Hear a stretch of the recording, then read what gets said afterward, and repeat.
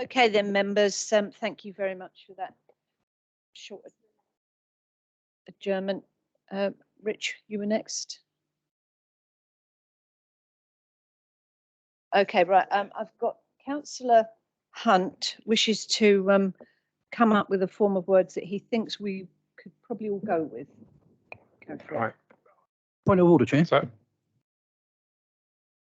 Sorry to put you in the. I believe there was a proposal which was seconded. So should we not look at that proposal first before we generally carry on with the discussion? For the moment, I'm going to withdraw it because I think this will solve it. You may want to come back, but I think this solves it. Thank you. so I think this is a motion without notice. So what I'm looking at is this wording in 2.4.3.4, and that should read that the licensing committee shall have a licensing act subcommittee comprising 3 members of the licensing committee who have received training on the relevant areas of licensing law. Then there'd be added, whether that's 2.4.3.4, committee shall have a general licensing subcommittee, each comprising of 3 members of the council who have received training on the relevant areas of licensing law. That then covers both areas, both committees, one that would have to have members of the licensing committee and one that can have council members for anything as long as they've had training. And I'm second that. So I think that solves the problem. Do you want to say anything yet? Okay, Rich. I'm fairly sure when Robin was giving us the legislation earlier that he said that it specifically had to be members of the licensing committee. Did he not say that? For the the alcohol and the music and entertainment and that. The other one, which is the sex establishments, the taxes and the rest of it, doesn't.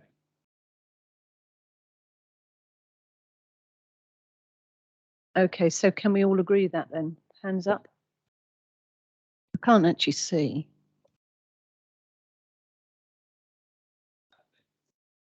Yeah.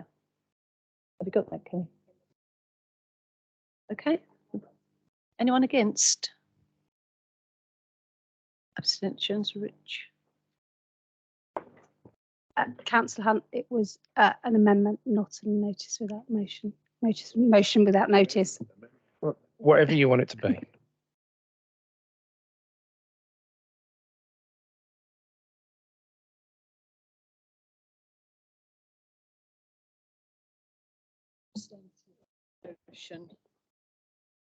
Yeah, so we're going to go separately. The first one was the Amendment 1 on the budget report meetings. All those in favour of the recommendation before us?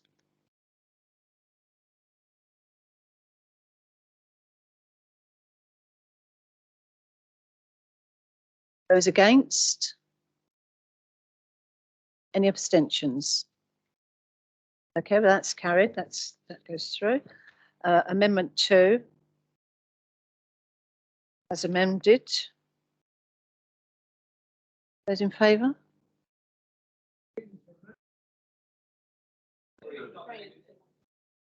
Two was the noting ones. I think this needs to, the wording needs to be a bit more clear. Yeah. Do you think we should put this back to the Constitution Working Group? Yes, please. Right, so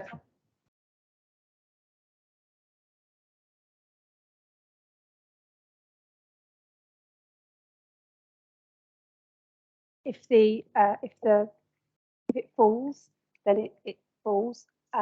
Although we have that you can't look at something for 6 months. If it's expedient to the running of the council, you can. If all members are in agreement that it goes back to the Constitutional Working Group, then it can go back to the Constitutional Working Group.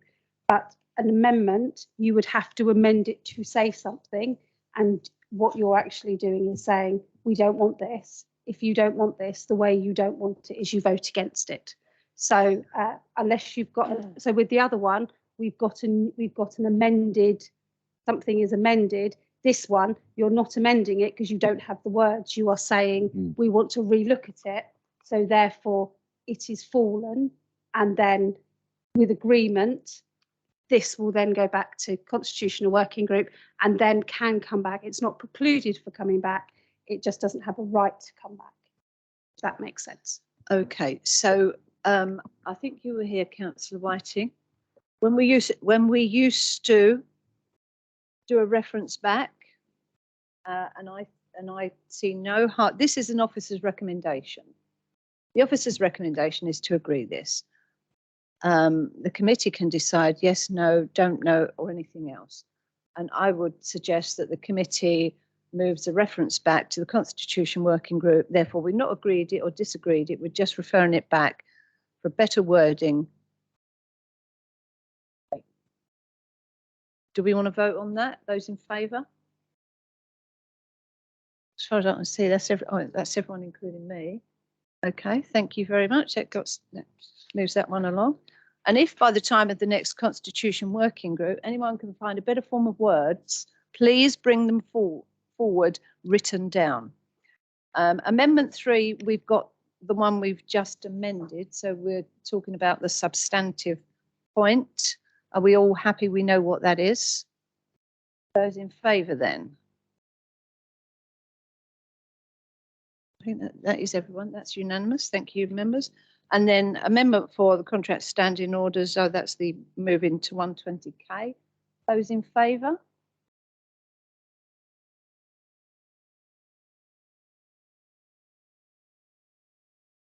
Eight. Those against? 3. Those abstentions? 1. Okay, that goes through then. Thank you, members. We are now on item 6. Right, item 6, budget 24-25 and MTFS forecasts. Report from Lisa Fillery, Director of Resources. Thank you. So this is the draft budget position on the medium-term financial strategy covering the period 2024-25 to 2027-28. Covers the revenue and budget and capital budget positions, the fees and charges that underpin the income assumptions of our net revenue position, which is for the next year is a revenue deficit of £1.36 million based on the information that we have to date. The deficit peaks at 2.2 million in future years when we have our assumptions on our expenditure and income assumptions taken into account. The report also shows our reserve position, which at this time is better than was expected to be this time last year, although that is to some extent down to delayed expenditure. So there is still a commitment to spend on projects that spend hasn't happened yet. So those assumptions have been carried forward for the current financial year. But that does mean that we are in a better position for a longer period of time, but it doesn't solve the overall budget gap position as the budgets are one-off, the reserves are one-off sources of funding, and we need to find savings to balance the budget for the ongoing period. The papers show that we are using the business rates growth fund to support the budget for the relevant expenditure that meets the criteria of that pot, which is to promote growth in the district with the use of our economic development, regeneration, and other areas that support business and activities in the district. The papers also assume that the business rate reset position is going to be deferred till at least 26-27. And so that means that we have the growth in the business rate position for an extended period of time that allows us to use that to support the budget position. There is also an assumption that the council tax will increase by the maximum amount that is allowed. At the moment, that is 2.99%. Before a referendum is required to increase above that amount. The details of the assumptions are all in the papers, and I'm happy to take any questions.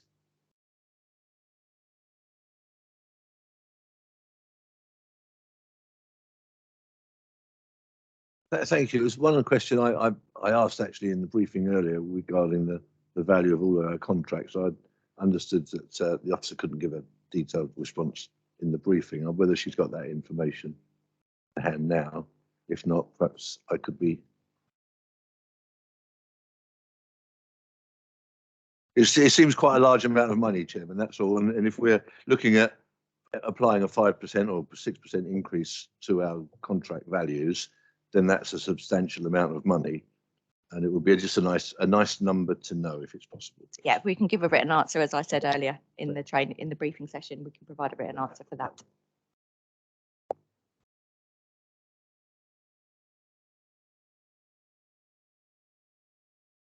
Thank you, Chair. There's a couple of observations. Obviously, with this, the recommendation is for this to go out to consultation, which I'm happy with that as the recommendation. Obviously, we're no further in terms of the budget, but a couple of points for clarification. On page 28, it says under the fees and charges, 8.14, as part of the council's drive to close the budget gap, we will be undertaking the fundamental review of fees and charges. But then on page 36, 11.5 says a full review of these existing fees and charges was carried out as part of the budget build. Was it or is it? Yes, it was. Sorry, Chair, for you. It was in part, but it's an ongoing process, and annually the fees and charges are reviewed annually anyway, so it's kind of an ongoing position anyway. We did do a much more thorough review this year than has been done in the past, but to some extent where our costs of delivery are changing, that will need revisiting in the future as well. So they're both true. Okay, thank you. Just a couple of points and notes on here as well. I mean, there will no doubt, and I'll agree myself, that when it comes back to full council for their final sign off, there'll be the usual commentary, so we say, on that evening. However, I do disagree. I think it is unfair, and it was made the point earlier in the training about inflationary increase. And I understand that. However, in terms of the parking fees, all of those increases and a lot more within the proposals are now way above inflation. And I think it's at the time where people are still struggling to pay their day-to-day living costs. We're using them as a I'm trying to think of the word, a cash flow, and I think that is wrong. I question also, I know there was supposedly the work carried out by the other committee in terms of looking at the fees and charges, and there were proposals, but I'm disappointed that by the looks of it, the result of that is we're just going to put them up in what we've done for the last few years anyway, and no actual different fundamental changes as a result of it. I'm disappointed. Thank you. Thank you, Chair. I just want to make sure that I clarify a couple of bits for the fact that it's a public meeting, if that's okay. I noticed that I'm pleased to see included is the breakdown of how the council tax is divided between the various groups that actually take different parts of our council tax. I think it is a good general misconception that we take a large amount of the council tax that we collect on a monthly basis, which brings me on to my proper question regarding it. I'm pleased to see it going out to public consultation. I'm very much in favour of more transparency rather than less transparency, which the coalition has come away from the previous Conservative administration.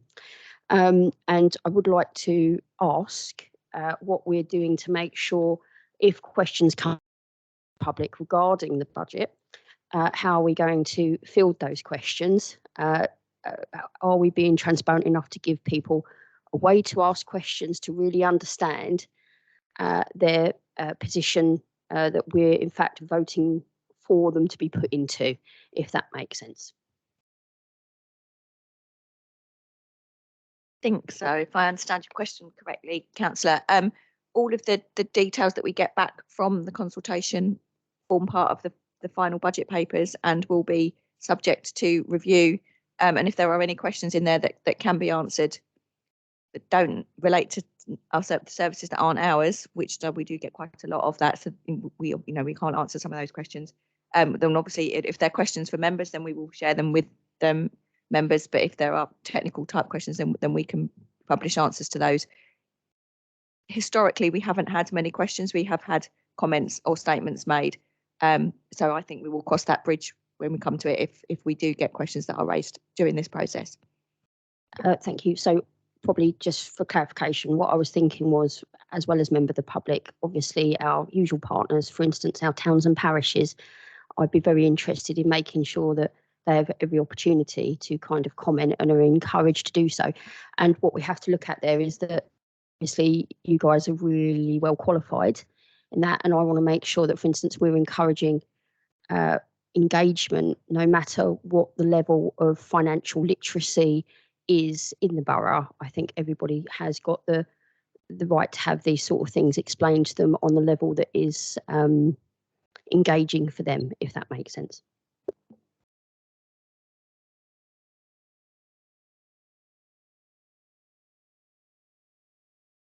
Just really to come back on a point that Councillor Boyne made, which was a very good point about the fees and charges relating to parking. Bearing in mind that there was an all-party a group, and there is a fees and charges, or the policy has gone out for consultation, which ends in January, and it is covered also in the budget consultation. But I think it is important that we listen to the people, listen to what the consultation is. And I think, as Councillor Worcester was trying to say, it's indicative on all of us as members to ensure, as far as possible, as many people respond to that. And as members, we have to then look at that, and nothing is signed and sealed until the budget is finally voted through at full council, or not, whichever the case may be. But it's got to be based on the information that's presented at the time of the budget. Thank you.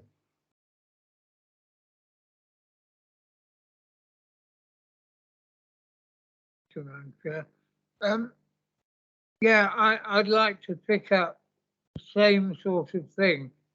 We need to think very hard about parking charges. I appreciate, I should say, I have no further interest in parking charges. I gave up my car at the end of October. And I now drive around town in a little red buggy. But it is important. We don't want to charge people more than we have to when there are a lot of people having difficulty in managing. However, there is no doubt that Swale parking charges are low compared with the rest of the county. I can't remember whether we are 11th or 12th on the list. And if we hold back on charges while other people are increasing them, we are simply going to get ourselves in a more and more difficult situation of having low charges and therefore being in a mess financially. So I leave it only to say, let's talk about it.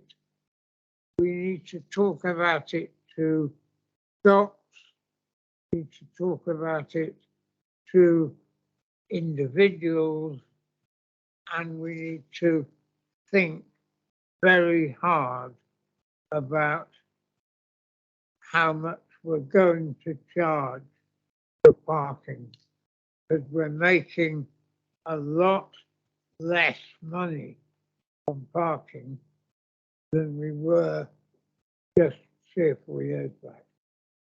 Thank you.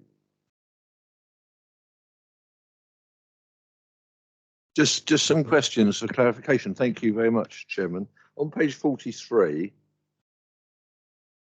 there's a saving of summary for 24, 25, 25, 26 against attended toilets of 50,000 and 100,000. And I wonder what those figures are made up of. And on page 45, leisure centre. Sorry. Oh, one at a time. Certainly. Sorry. Certainly. Thank you. So those are proposals at the moment to review the attendance that are at the attended toilets, and with a proposal to remove those. But the deletion of posts. No, it's part of the contract, and it is a contract. It's a contract. Okay. Yeah. Okay, thank you. On page 45, the leisure centre improvements scheme. It's the one scheme, isn't it? Over. As that, I'm looking at that, thinking it's been spent already. That is actually a roll forward of unspent provision on an existing capital scheme. So that is what was left Okay. of a budget that was set in before my time. Fine. And on page 81 would be the last one. Chairman, thank you. Is at the top of the page an expected £101,000 cost as part of an overspend in revenue? That's the next report. Oh, is that? Sorry, Yeah. apologies. There's me getting all keen. Oh, well, you've got full warning of that one now, haven't you? Thank you, Chair. Appreciate the answers. I'm getting ahead of this.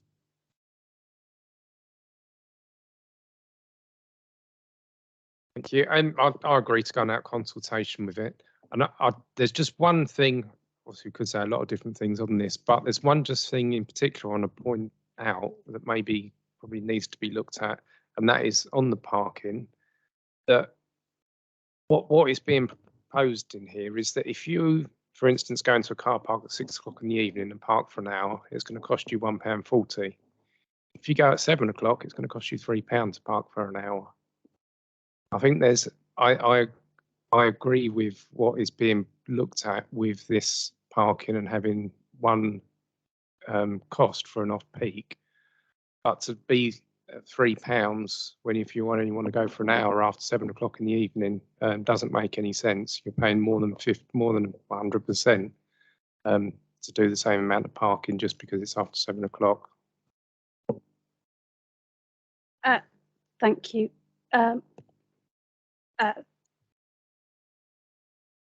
Is something that we're looking at, but what we need to ensure is anything that we is actually workable with the technology that we've got, so that if we were to, we've been asked by the administration to look at that to say, is it possible that you can have a 1 hour or a longer, but it wouldn't be responsible for us to go out to consultation with that if we don't know that it can be affected, and that will be something that will come to the parking policy working group to discuss, but it's certainly something we've been asked to look at.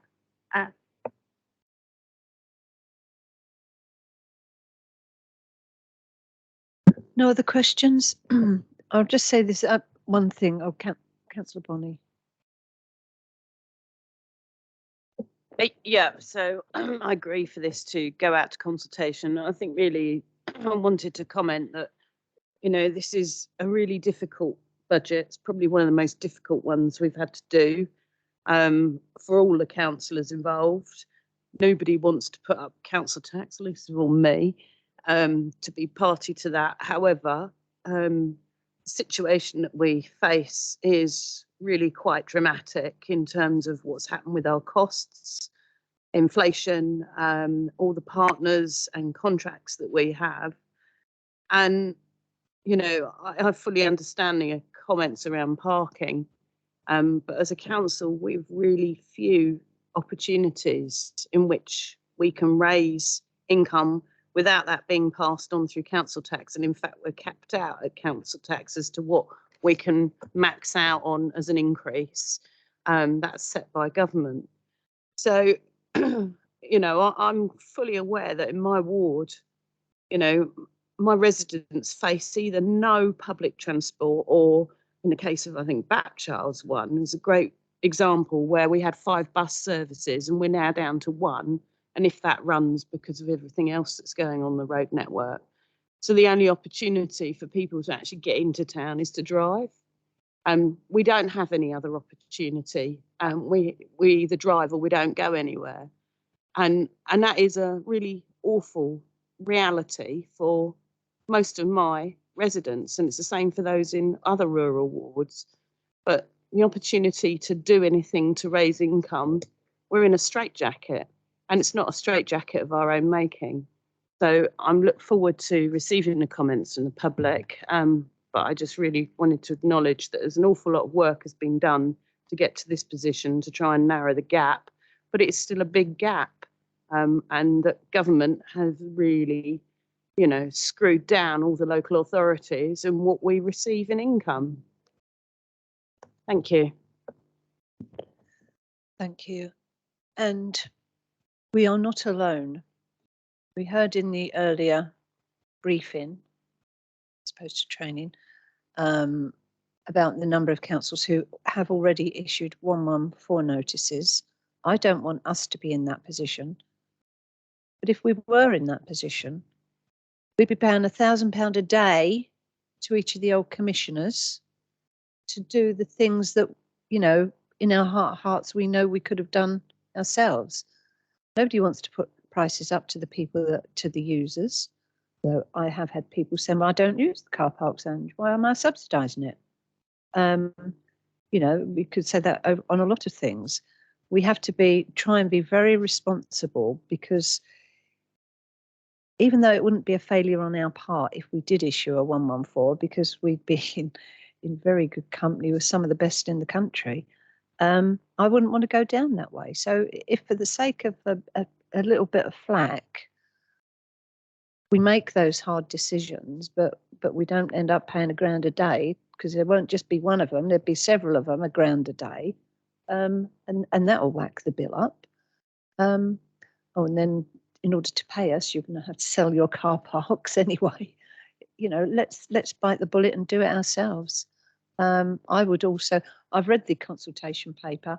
I do have, over the past however many years, done the one at KCC, and it's actually based on that, and quite simple for me to understand. And I hope we do get a good response from it, particularly the bit that says who does what and when, because I'm not alone in being told, but I'm paying you £150 a month, Angela. Take the Swellborough Council. No, we only get like £9 of that or whatever. Well, who's getting the rest of it? Well, we just keep needing to reinforce the message. Not that those other authorities are profligate, I would have said. Not all of them anyway. We're all in the same boat. So I'm sure that none of us like to do this, but there's item 1, 2 and 3 to note. Those in favour of noting 1, 2 and 3. And then item 4, approve the proposed budget consultation. Those in favour, I think we all were. Yeah, great. Thank you very much. That was unanimous. Okay, then members, we're moving on to item 7, financial management report half year. And this is the one that you declared an interest in, Councillor Henderson. Right, page 77, members, Lisa. Thank you, Chair. So this report shows the expected 2023 to 24 financial position based on activity to the end of September and forecast for the remainder of the year. Members will recall that the budget for 23-24 includes a take from reserves of just over 2 million in order to be in balance for the year. Current forecast suggests that the take from reserves will now be approximately £500,000 less than planned. There will be underspending by 500,000 across the services as a whole, and taking approximately £1.5 million from reserves at the end of the year. There have been savings generated from the newly procured insurance contracts and from increased interest on our cash balances. But we're suggesting that some of these savings are used to create specific earmarked reserves as detailed in the report. Within the overall underspend, there are a number of large variances, both under and over. Housing and community services are expecting an overspend, which is largely down to the cost of temporary accommodation. The increases in interest rates and therefore mortgage rates, plus other cost of living pressures, have seen large increases in the cost of temporary accommodation. The team are working extremely hard to bring down case numbers and to ensure that they're using the most cost-effective accommodation where possible. But sadly, there's little we can do to bring down the unit cost. We are making good progress on the capital project that was agreed last year to acquire our own properties for the use of TA, but that will not completely solve the problem that we have on that. Planning is forecasting an overspend of 515,000 at the end of the year, and that's a mixture of drop in income due to falling activity, particularly around land charges services, but also the cost of using agency staff. The team have experienced significant problems with recruitment, and they're looking at ways to address this issue. I will add that since the forecasts were pulled together, we have received news that the increase in planning fees, which was initially planned for October 23, but then delayed until April 24, is now due to go ahead from the 6th of December. So hopefully the financial position with respect to planning income will improve between now and the end of the year. Environment and Leisure Services are forecasting an underspend of 624,000. This contains an expected saving of approximately 700,000 in relation to waste services, with the bulk of that being due to indexation being lower than was forecast this time last year when the budget was calculated. There are also some forecast overspends with leisure as detailed within the report, and the main contributor to that being leisure centre utility costs and also the cost of refunding parking payments at leisure centres. There's also a projected over recovery of income in parking, with the net effect on that service being an underspend of 253,000. Corporate overheads and capital financing are showing an underspend of 526,000 for the year. This is largely due to the increase in interest rates, as well as the saving that's been negotiated on the pension back funding cost, where the deficit has been reduced as a result of the last triennial revaluation. In terms of capital, so far we have spent £1.4 million in the first 6 months, and that represents 4.2% of the capital budget for the year. Obviously, that is a low proportion of the budget, but we know that there will be costs that fall wholly within the second half of the year, such as the cost of the waste vehicles, which is approximately 7%, plus the purchase of TA, the houses for TA, as I mentioned earlier, which should start to come through over the next couple of months. Happy to take any questions. I've got a first question then. Well, just because I'm sitting here, don't mean to say I've already asked the chairman if I could ask it. The Chancellor's draft autumn statement thingy last week, the LHA was going up to being unfrozen and going back up to the 30th percentile. Is this going to have any impact on our costs on TA? Unfortunately not. The LHA change reflects those that can claim LHA. Doesn't allow us to, the rules around temporary accommodation LHA rates are still frozen at 2011 rates, and that is not changing.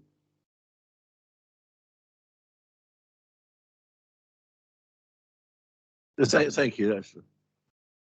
I was just interested in the answer to your question, Jen, because that was not something I'd realised, but that is disappointing. On page 81, everything comes to you.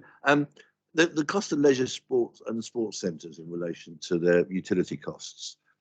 Are those utility costs part of any contract that we're looking to revisit as part of our contract renewals and revisiting? I'll start answering. I'm sorry, Chair, can I answer? Martin will jump in. The leisure contract is due for renewal anyway, and so that will all come into the mix if we are reprocuring our leisure function. Then it will be all in the mix when we are trying to spec a new contract. Thank you. Also on the page, I'm taking them one by one, Chairman, if that's okay. There's only one more. The grounds maintenance at Barton's Point, was that in any way due to the fact that we hadn't got a tenant in place at the time over the course of the summer? The cafe, for example, was empty, and we had no. I know we'd put it out to tender, and I wonder whether that may be a cause for that overspend. Mr. Cassell, I can actually see a little yellow hand as well. Do you want to go for it? Thank you, Chair. Evening, councillors. So that's actually the expenditure of the Levelling Up Fund. So it's not actually, although it's termed grounds maintenance, it was spent on that code. It was a whole range of different things. So it was repairs to the lake banks, it was planting of trees and various other items. So it was actually expenditure of grant rather than anything on from an absence of operator.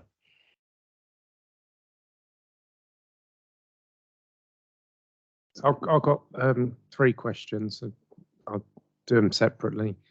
On page 79,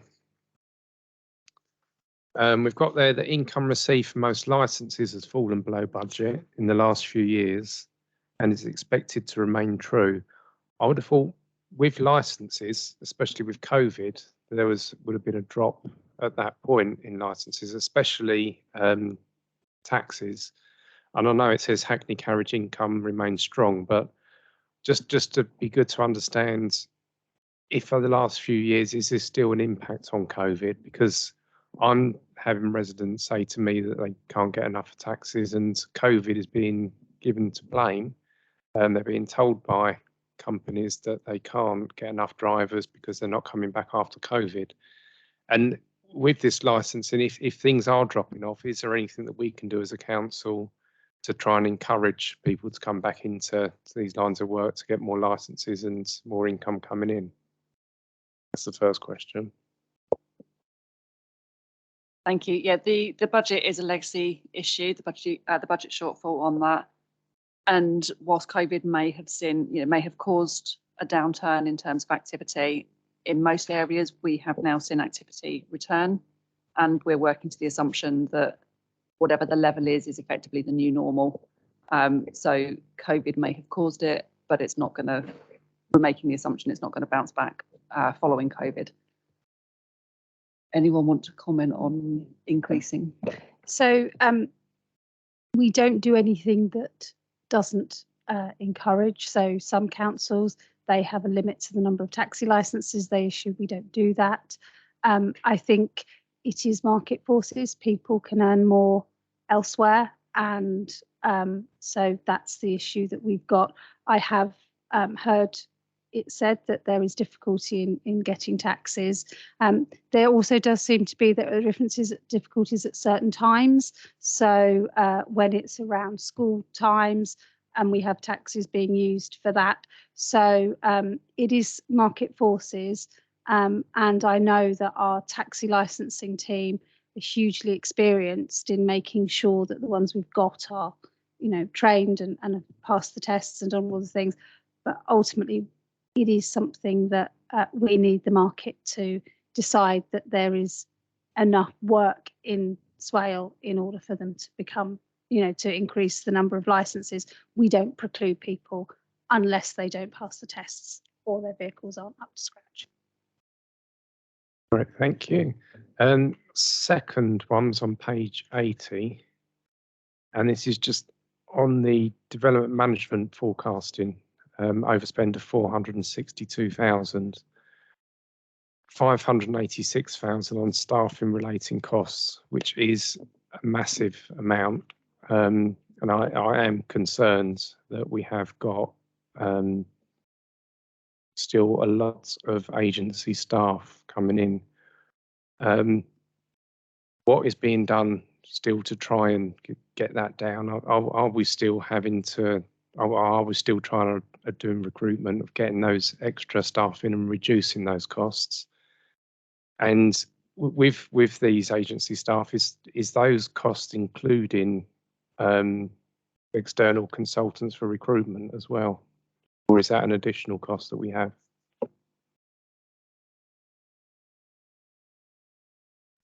Thank you very much, Chair. Yes, we do acknowledge in planning we have a far greater reliance on interim staff than we would like. It has been a priority for the service to stabilise and get the right number of staff to work through the backlog that we had in planning. We have reached that position where we have I don't like to say it, a stable and full complement of staff, finding some wood to touch. We are in the new year going to be launching a restructure of the planning service. So that comes as no surprise. The service know that has been coming, and that has at its heart resilience and capacity. The restructure removes any reliance on interim consultancy staff. It creates some new positions within the planning service to ensure that we don't need to rely on external staff. There will, by necessity, be a kind of weaning off period. We know it is very difficult to find planning staff. We've experienced that with vacancies that we've had over past months and years. We're not naive enough to believe that the positions that we create will be filled instantly, but we will be looking at the job adverts and the remuneration package to try and attract people to those. So yes, we do acknowledge the overspend. It is regrettable, but I believe necessary to stabilise the planning service and put it in a position of strength moving forward. I do expect in the next financial year that will significantly reduce, and we are hopefully heading towards a position where the service isn't reliant at all on external contributions. Thank you. That's great, thank you. And just to add to that, this isn't a problem that's Swale specific. The Joint Kent Chiefs are just launching a piece of work to identify, because we know it's the problem everywhere, and then we'll be going to Joint Kent leaders to talk about what we can do together.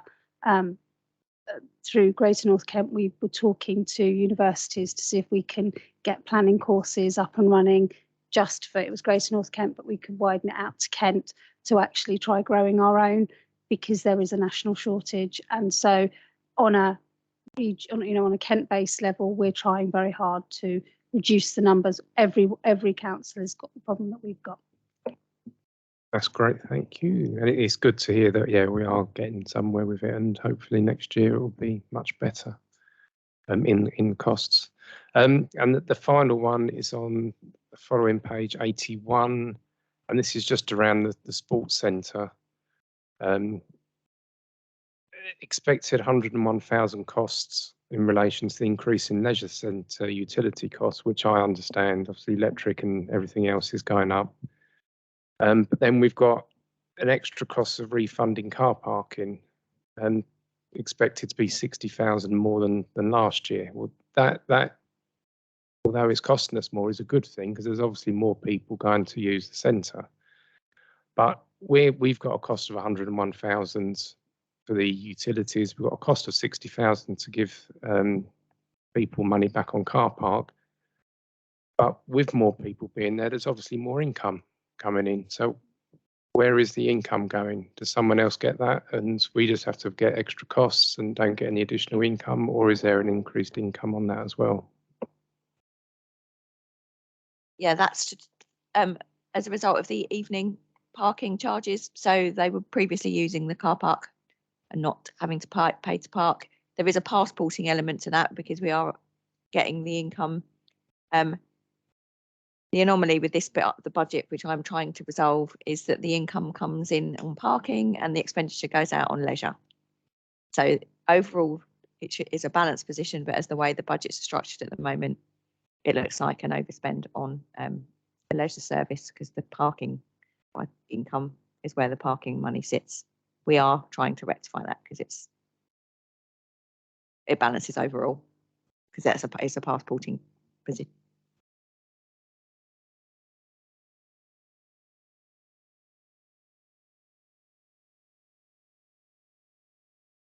Yeah, thank you.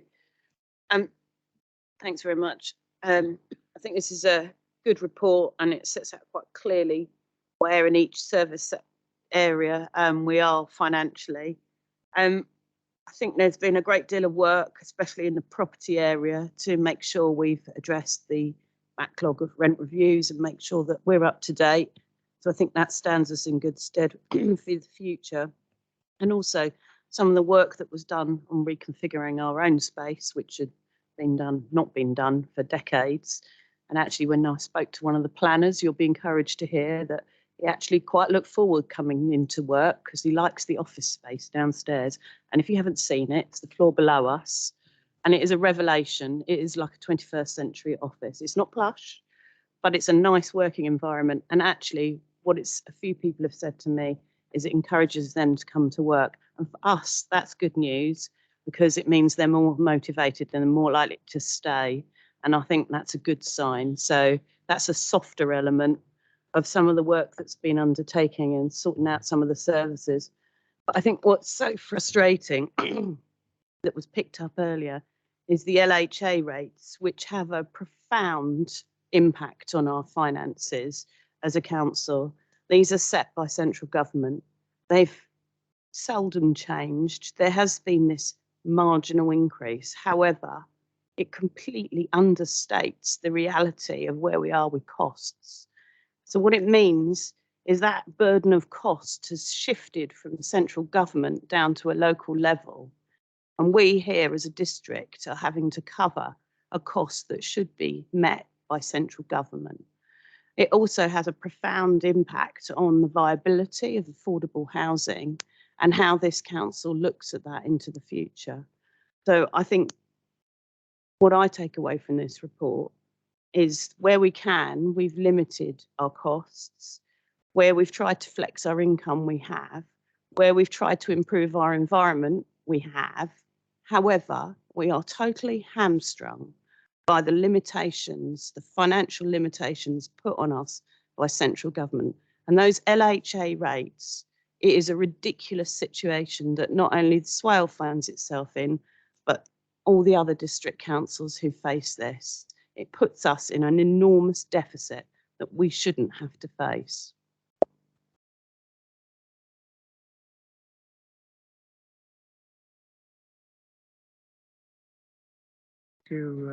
Chair.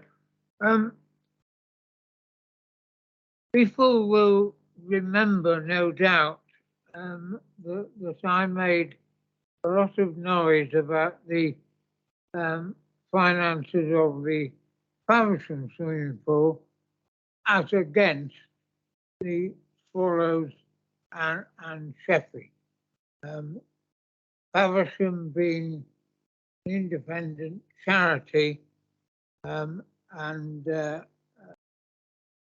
Swallows and Sheffy being run directly by contract from the council. Councillor Hunt, that was last year at this time, Councillor Hunt picked up two very interesting points, that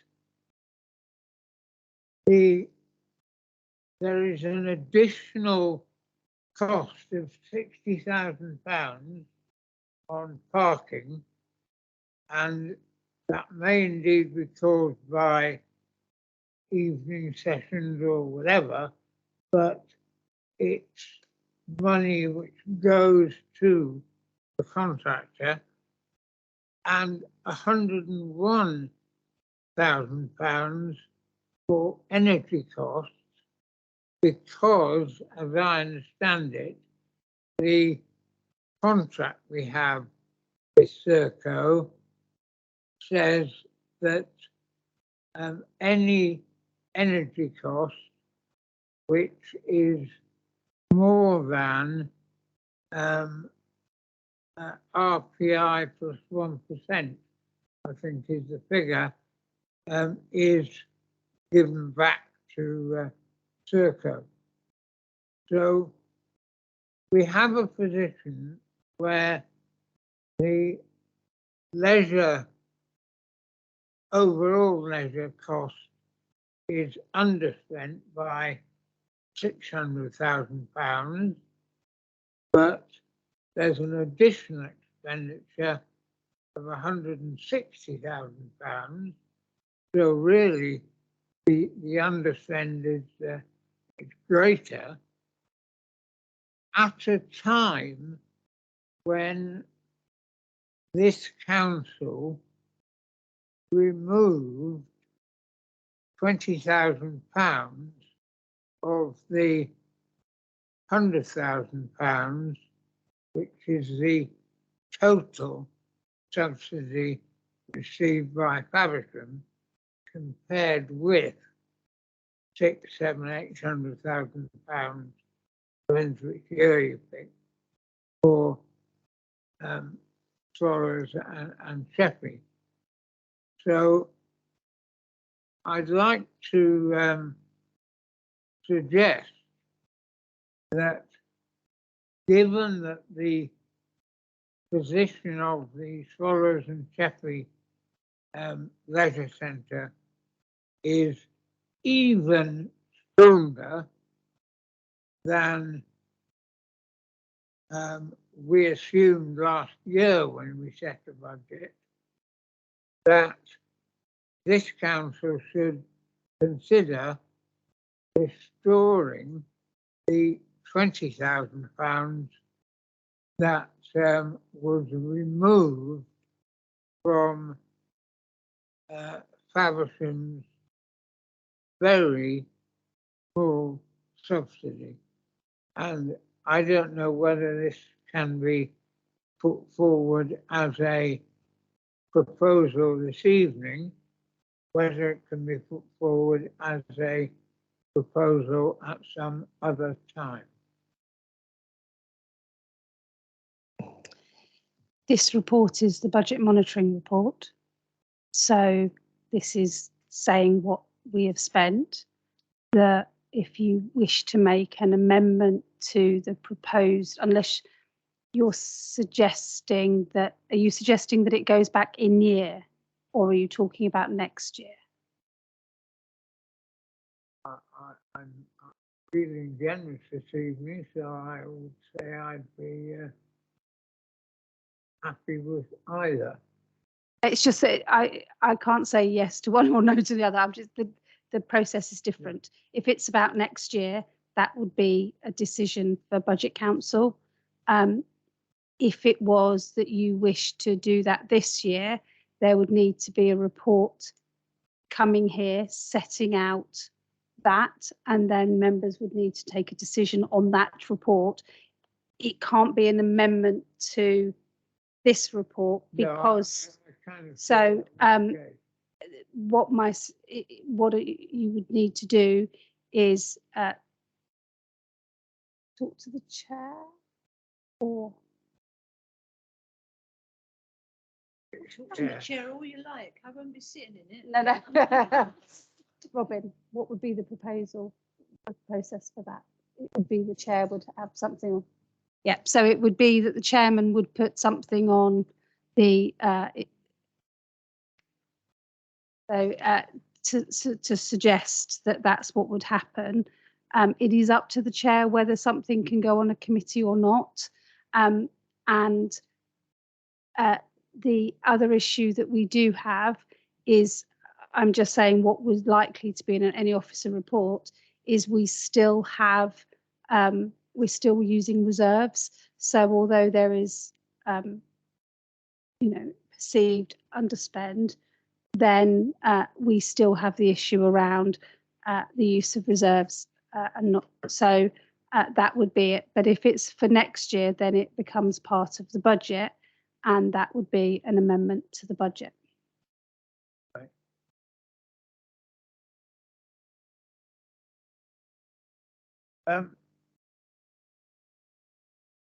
Yes, I guess so. Can I understand you're asking that I talk to the actual chair of DNR, I'm afraid I need my job too much to answer that question. But yes, if you speak, yes, it would be there would need to be an officer report for that decision. So therefore, it would need to go on an agenda. So if you contact the chair of the committee, he will be able to advise you whether he's happy to put it on the agenda or not. But that would be his decision. Thank you. Happy with that. Thank you, Chair. I'm well versed in the difficult decisions with my work with schools over the last almost 10 years. But I know that on the difficult budget decisions that we've got to make, the other question needs to be asked, which is with regards to HR and staffing, when is enough enough? And are we actually doing what we should be doing as exemplary employers, which I would like to see local authorities as places where people want to work, that we're not leaving ourselves short in any of our teams.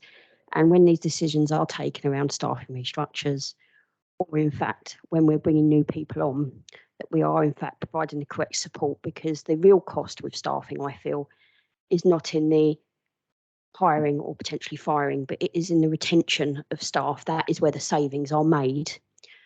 So from a budget point of view, I would like to be reassured this evening that when we're considering spreadsheets or reports from officers, that all councillors do consider that even tonight when we're looking at our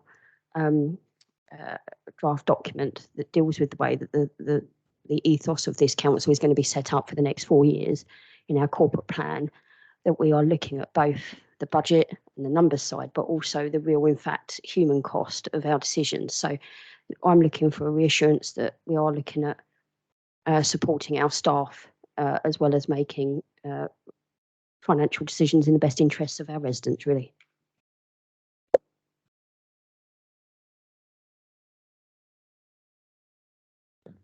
Thank you, Madam Chairman. And first of all, agree with Councillor Bonney about the second floor. I've been down there a couple of times, and it's big open space.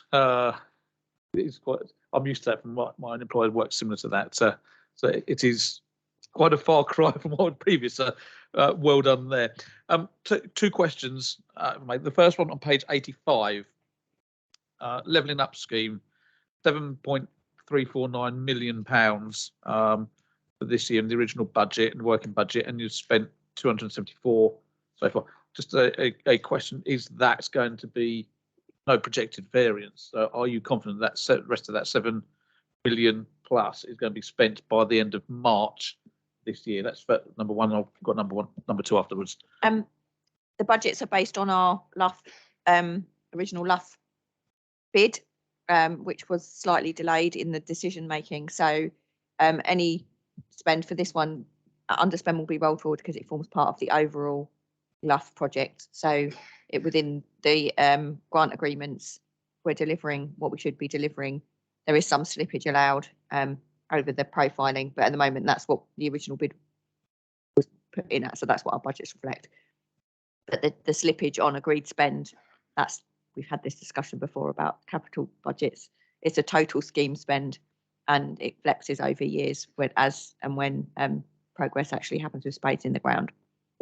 So any idea what figure slippage that will be? That the other question, coming back to the one that was made earlier about the budget and the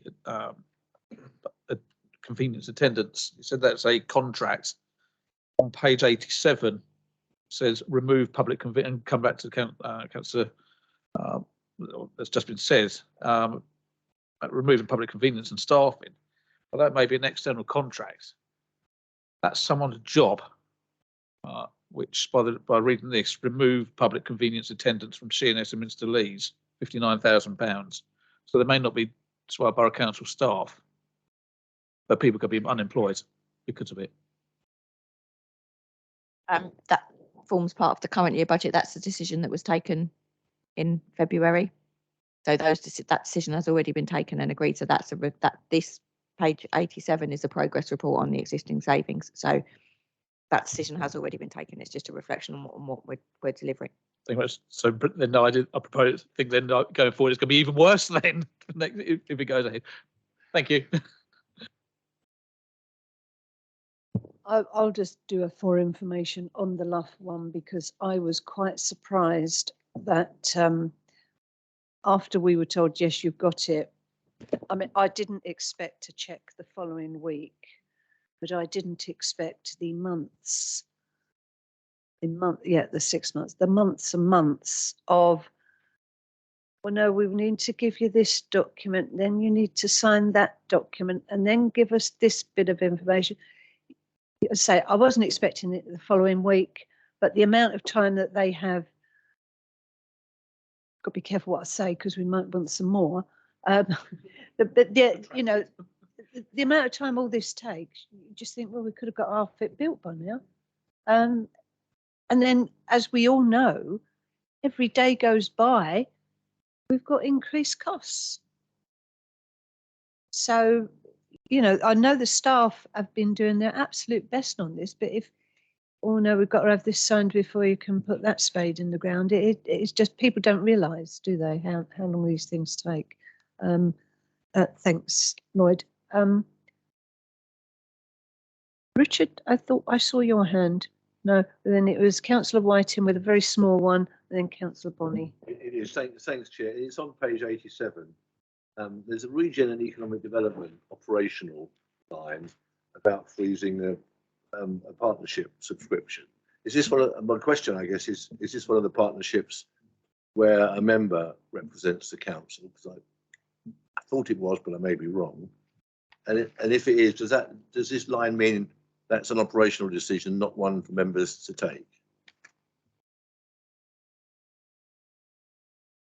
Yeah, there was, these were decisions that were taken as part of the 23-24 budget.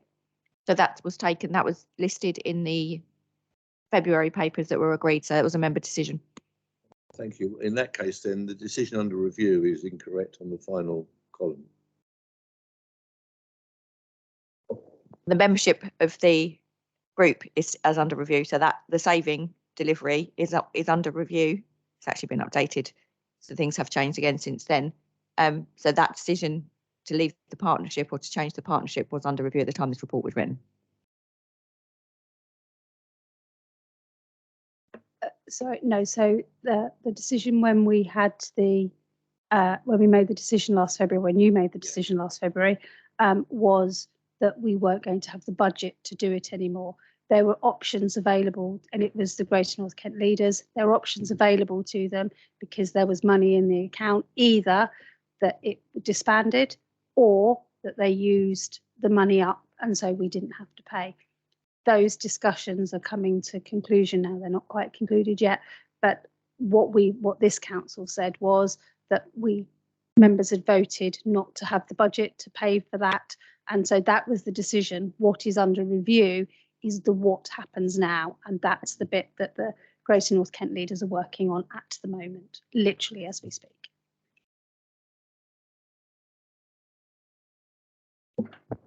Yeah, so it's really just to pick up on the Luff point, is that the delays have been really from government making, this is not just chasing paperwork because our officers are pretty efficient at that, but it was the delay in them making decisions about how things would be scoped out, fleshed out, etc.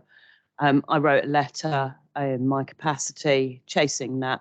But what it does do is it has a fundamental impact, not just for Luff, but for other grant silos that we're working through, how that capital is expended over the future years. And us, Swale, like many other authorities, are in a really difficult position, because if we can't roll forwards with those projects quickly and get certainty on those costs, that puts them majorly at risk. So any feedback to government to relay that and to get them to make decisions more quickly would be, I think, highly appreciated by everyone. Thank you. Okay, then, thanks, members. So we've got 3 recommendations here. 1, to note the projected revenue position. 2, to note the capital expenditure. 3, to approve the transfers to reserves. Do you want to take these one at a time, or do you want to do them all together? Okay, all together. All those in favour, please show. That's unanimous then. Thank you very much. And we then move on to item 8, which is that was procurement of consultants, procurement of consultancy services. This is another one of those. Sorry, officers. Thank you, Chair. This is another one of those. So we currently use Retalent Solutions, who trade as Consultancy Plus, to provide consultancy services when required. This report is requesting approval to appoint them again for a further 4 years. This service allows us to employ consultants to carry out individual works without us having to go through lengthy procurement processes each time we need something. It makes the process quicker and less labour intensive, and often allows us to get going with that work sooner. Signing up to the solution doesn't commit us to using an intermediary where we require a consultant, and therefore it doesn't bake in extra costs. Whenever a consultant is required, the service, in consultation with the procurement team, will assess options available and choose the most appropriate based on time and cost. However, Consultancy Plus do have an extensive supply chain that is actively managed, so use of this can result in us having access to consultants that we may not otherwise be aware of. Under the previous framework, we were charged 4.5% of each project cost as the fee to Consultancy Plus. Under this new framework, the fees have varied and depend upon the size of the project and the level of service chosen. However, in almost all circumstances, the fees are lower than the 4.5 we were previously paying. The appointment of Consultancy Plus has been brought to P&L committee tonight. A spend over the life may be above £120,000, including VAT. This is the cost of the consultancy works carried out through the framework. It's not the additional cost of the use of the framework, which would likely be between 3 to 4% of total spend. Happy to take any questions. Okay, so in effect, this is what I'd call a call-off contract. We might not use it at all, but if we ain't got it there, the amount of time it takes, we've had this with something during my time in the last few years, well, you could lose out at the end of the day. I've got Councillor Henderson.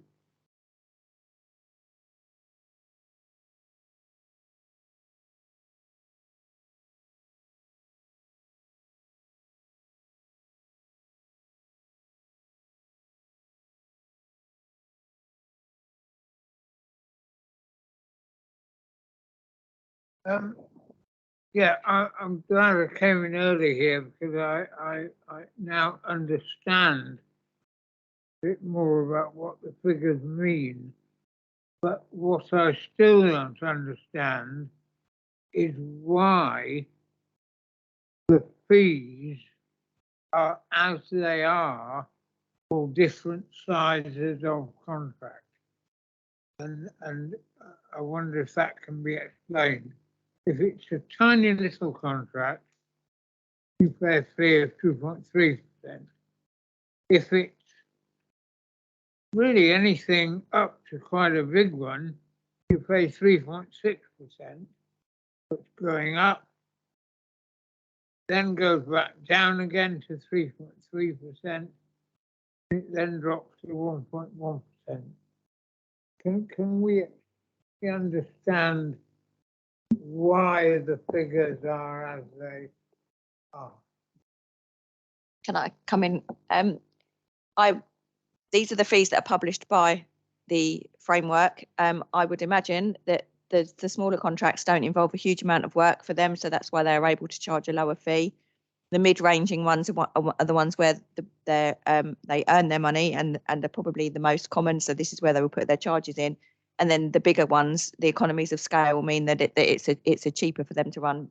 But you know, a huge contract like that, 1.1% up to nearly £10 million. I think that is just going to be economies of scale and how a lot of pricing structures work.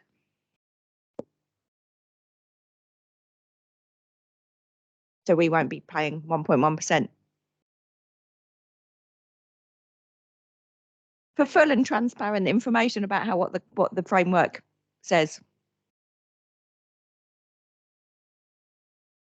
Thanks, Chair.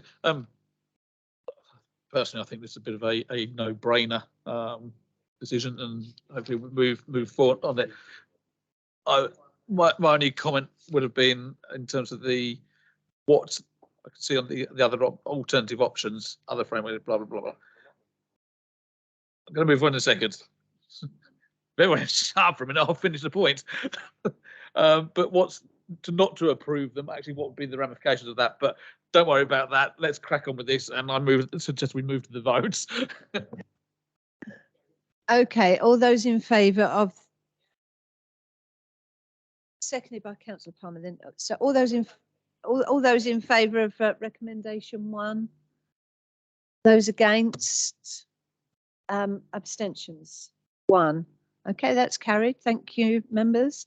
Then we move on to item 9, which is nightly paid temporary accommodation tender outcome. This is a administrative piece of paper, basically. Go for it. Thank you, Chair. Yeah, so this report's requesting a waiver of contract standing orders in relation to our spend on temporary accommodation. As you're aware, providing temporary accommodation is a statutory duty of the authority, and it is an area of high spend, as already mentioned this evening. The service is currently provided through the use of various short-term agreements, but this is not compliant with our contract standing orders or the public contracts regulations. An exercise was started in early 2021 jointly with Maidstone and Tunbridge Wells to try and provide a compliant way to provide this vital service, ensuring that the properties provided at least met minimum standards and that would fix costs for the terms of the contract. The intention was also to ensure there were a variety of providers signed up, ensuring there was sufficient choice when making placements and also removing the risk of a single point of redundancy should a supplier leave the market. The housing and procurement teams agreed that the find a tender service was the best route to market, and the tender was advertised accordingly. 38 companies expressed an interest initially, but only 9 companies actually provided submissions. However, many of those submissions received were not compliant with the mandatory requirements set out, including submitting fixed cost proposals. Once the non-compliant submissions were removed, there were not enough responses to form a desired panel of providers. So so we felt we had to cancel the tender process and request a waiver, allowing us to operate as we currently do. In the current economic situation, providers were not willing to provide the fixed price proposal. We are therefore suggesting within the report that, depending upon factors such as interest rates, we consider rerunning the exercise again in 24 to 36 months' time when we have the housing market. We hope the housing markets will be a little more settled and more receptive to our proposals. In the meantime, we're requesting a waiver of contract standing orders and to continue operating as we currently are. The waiver will mean that we're still not compliant with public contracts regulations, but as we have undertaken a fully compliant procurement process, the risk of challenge is considered to be low. Thank you. And that was reported to the Housing and Health Committee. If nobody's interested, we've got no choice. But it had to come to Policy and Resources for the waiver rather than the Housing and Health Committee. So I've got Monique, Councillor Bonney and then Councillor Whiting. Yep, I think this just, we have no other alternative options. We have to approve this. I think it's just the situation we find ourselves in with the current economic climate. So, yep, we're voting for it. Yeah, absolutely agree. We have no option but to approve 1 and 2. My question, I guess, if I'm allowed a question, Chairman, it'd be interesting. Thank you very much. It may be brought up at the Housing Committee, in which case apologies, but I just wonder which elements of our tender document, as it were, weren't met by the various people that came forward with their submissions. And there was only 9 actually saw it through. Anyway, I mean, that's the question. How many, do we know which was it? And so I guess we've got 2 or 3 years to think about how we do this again and whether or not the officers will be reconsidering those tender. I mean, presumably they were red lines for us and the other authorities. But it may not change in 2 or 3 years' time. The landscape may be the same. It could be worse. Who knows? What? Oh, sorry, I forget you're online. If it changed in a year's time, then officers have got the authority to go off and, they will all be, all of the councils will be watching this very closely. And if there's an opportunity, they will be getting in there. But none of us have got money trees in the back garden. So. No, I understand that, Chairman. And also just some sort of reassurance, it won't take another 2 or 3 years once we start the process. We started this process in 2021, didn't we? It took 2 years to get to where we are. I would hope that if we do relaunch the process, however quickly we can do that, that we don't take another 2 years to concede it. But I'm assuming that most of the donkey work, as it were, on that has already been done. So we could go to tender far more quickly. Thank you, Chair. Yeah, if I can just reply on that, Chair. Yeah, just to say that obviously we would review the work that's been done already. We wouldn't be starting from scratch. We would review it to make sure that we're still happy with the basis that we went out on last time, but I would certainly hope that that would lead to a much quicker process. Okay, thank you then. So recommendation 1, to note the outcome. Number 2, to approve a waiver. All those in favour? I make that unanimous. Thank you very much, members.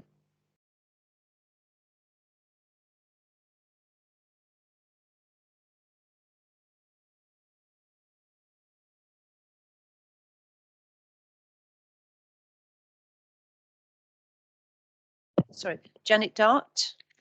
Thank you, Chair.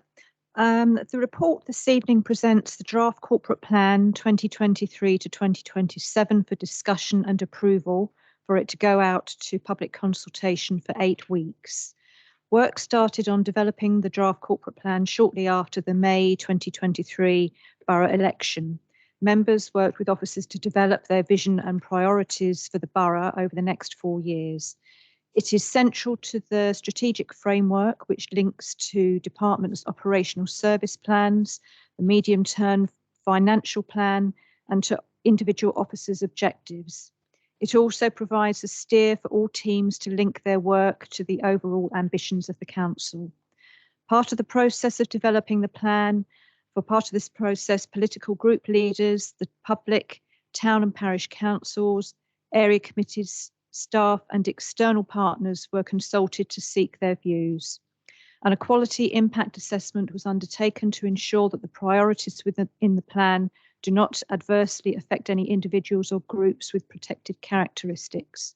The Policy and Resources Committee are invited this evening to comment on the draft corporate plan and to approve it to go out to an 8-week public consultation from the 30th of November to the 25th of January.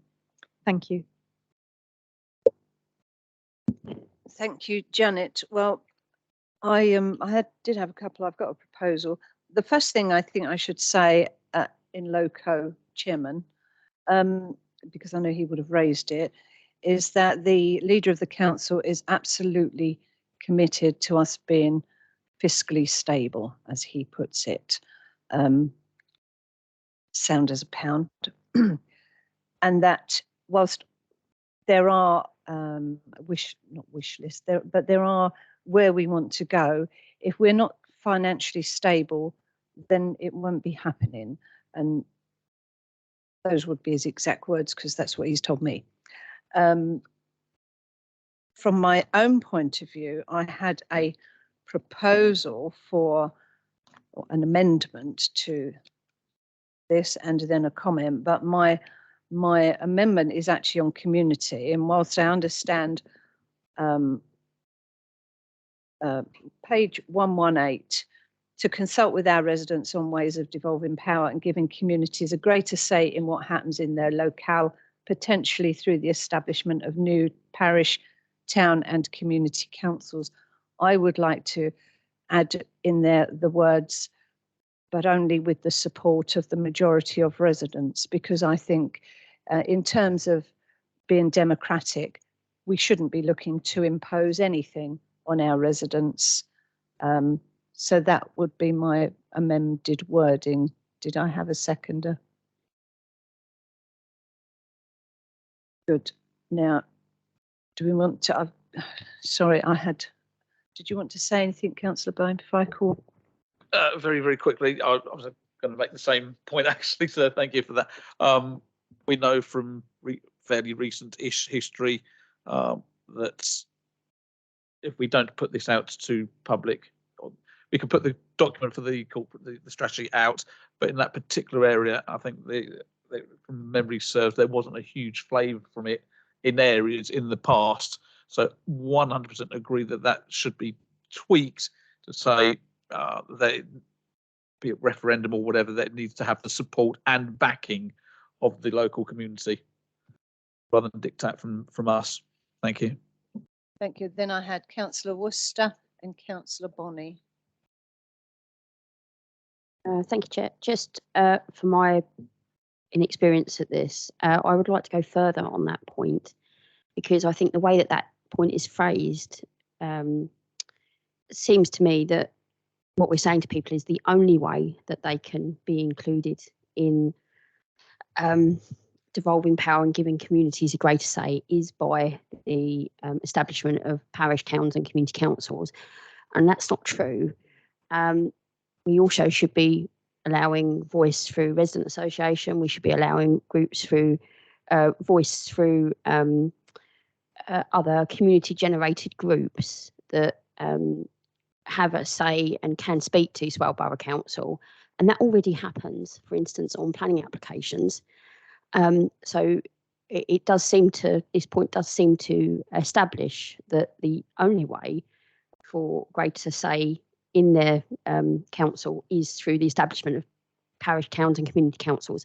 And I would like to rectify that in its wording to obviously make reference to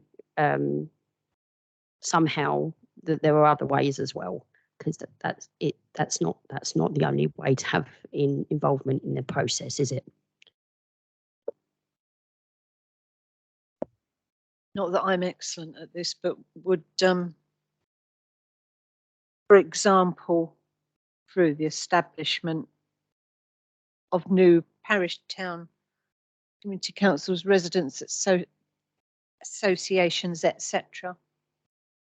Because there are a lot of voluntary groups across the place, and we probably want to have more.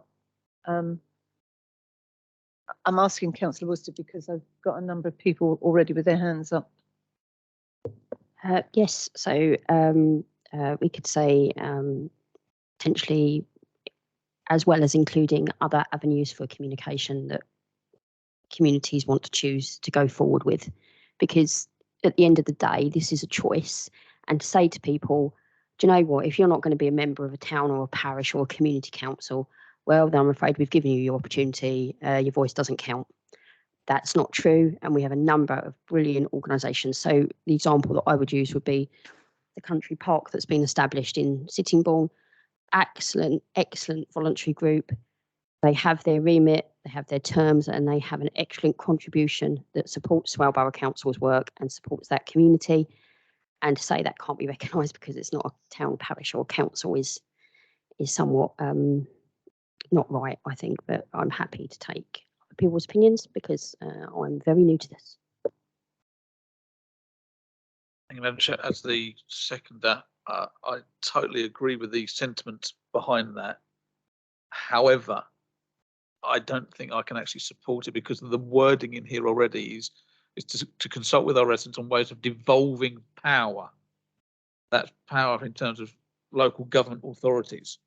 That's the way I'm reading it.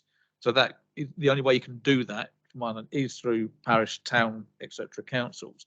We can't devolve power, from my understanding, from a council responsibilities to other groups in that context.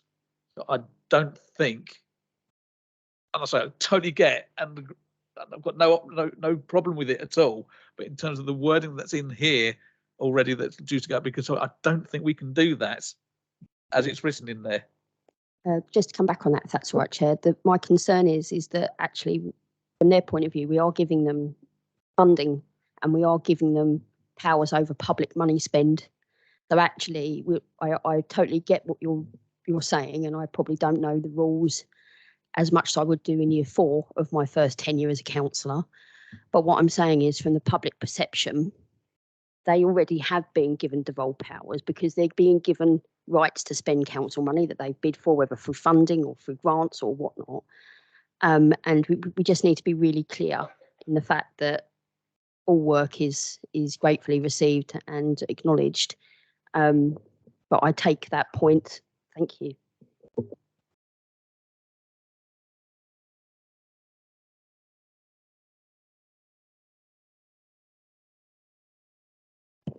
Okay, so I agree with Councillor Bowen that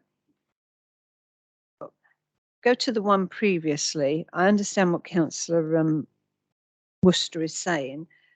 Enable and empower the existing voluntary and community sector in Swale to develop, strengthen, grow and improve sustainability for the future. Maybe that could be strengthened with the kind of groups. Evolving power and giving communities a greater say are not necessarily mutually exclusive. Is that the right way to put it? They don't have to be the same thing. They can be different things. Was this on this? Councillor Wise. Yeah, I was going to say, I think what's missing is where it says giving communities a greater say. I think there's across those 2 points, we're missing a bit about community participation. I think that's what you're describing, that where people feel like they're able to take a sense of ownership, that actually comes from community participation. And I think something along those lines needs to be included in one of those to cover that aspect, because for a lot of people, about what matters to them and in their neighbourhoods is that sense of ownership, not necessarily devolving formal power. So I think that's what's complicated by that giving communities a greater say, because for a lot of people, that's about community participation, not about a formal body being given some powers. And just to clarify my own position, with being part of the newest town council that this council was voted to create, there was an awful lot of confusion between what a council was seen to be doing and what a council can actually accomplish. And those two things aren't the same either. So, you know, the clearer we are on this, I think the better, and it will support our long-term goals for this and limit our kickback eventually, if that makes sense. Thank you. So I'm going to do a roundup at the end of, well, we've got a proposal, we've got a specific amendment on the floor. We can have another bit which says, can we change the wording in there to incorporate? Thus far, we'll probably have some more wordings to incorporate. I've got Councillor Last, Councillor Bonney, Councillor Lehman. Councillor Henderson, sorry. Thank you, Chair. I must agree with that paragraph. It should be amended in some way, but I would also like to see the words following the will of the people, because I witnessed in this council chamber recently when there was a consultation regarding this and it was completely ignored. The people's will was ignored for purely political reasons. And I think that's wrong. Because I know I was part of the group, I lived on Sheerness at the time, because that's what I'm talking about, and I know what the people didn't want, but it was ignored by this council, and I witnessed it when I was in the public gallery, and I do not think we should be going down that path again. It should be following the will of the people.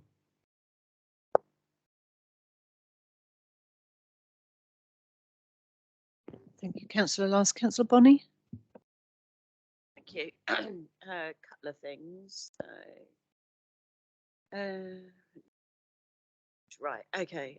Economy, what we'll do, there's a couple of bullet points there. The rail freight heads, it should refer to Ridham and those on Sheppey or Sheerness, if you want to narrow it down. And it talks about congestion, so it talks about Network Rail, increased traffic congestion at Sittingbourne Railway Bridge. It's like there's one, there's not, there's several. I think you need to be specific there as to which one it is. And a more generic point, generally, like photos, you know, they're representative of the borough, apart from I hate the one that is the front cover because it looks like an infrastructure project. And I've spoken about this many times over the years because we've had it on different documents, is a picture of the bridge. It's not our asset and it doesn't represent Faversham and it doesn't represent a lot of the rest of the borough. I wouldn't mind an aerial shot if it was the whole of the borough, but something that is not look like an infrastructure project. Yeah, and part of the biggest car crash, quite rightly, Councillor Worcester. So if we can change the photo for something that's representative of the borough and of Swale, that would be lovely. But the rest of the photos are for a change, are great. They're nice. And this is the thing, actually, this is about people's perception of Swale, because if you talk to someone outside of Swale, they have no idea what Swale is as an area. So maybe actually an aerial map would be good. But it's about public perception of the area. I think some residents take quite a dim view of the area. We are very lucky. It is a really nice area. There's areas that are, you know, a bit tired and could do with some work and some regen. But overall, it's about us portraying the borough as it really is and having an honest view of that. And I don't think the bridge represents. Thank you.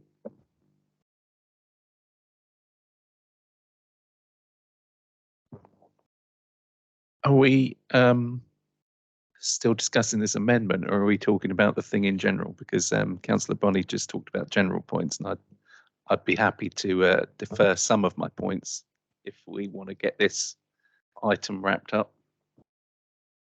This discussion. Who seconded the amendment? Angela proposed and seconded. Under community, on the bullet point to consult with our residents on ways to develop and power, etc., etc. To add that have the support of the public. That was the proposal. Yeah. Look, can we have a hands up? Those people who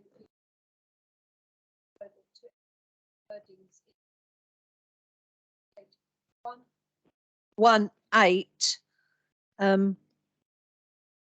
with the express agreement of the majority of those residents involved. Does that sound right? Yeah, okay. Those in favour? Okay. Anyone against? Abstention. Right, okay, that's carried. Thank you.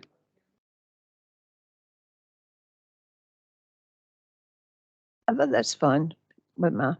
Right, so Councillor Lehman, and we've got some other comments down that we'll round up at the end to say, can we have these included somewhere along the lines of? Before Councillor Worcester leaves, I was wondering if this may help with what Councillor Worcester and Councillor Wise said, wording around to ensure active, effective engagement mechanisms are in place so that all residents' communities have the opportunity to engage with the council.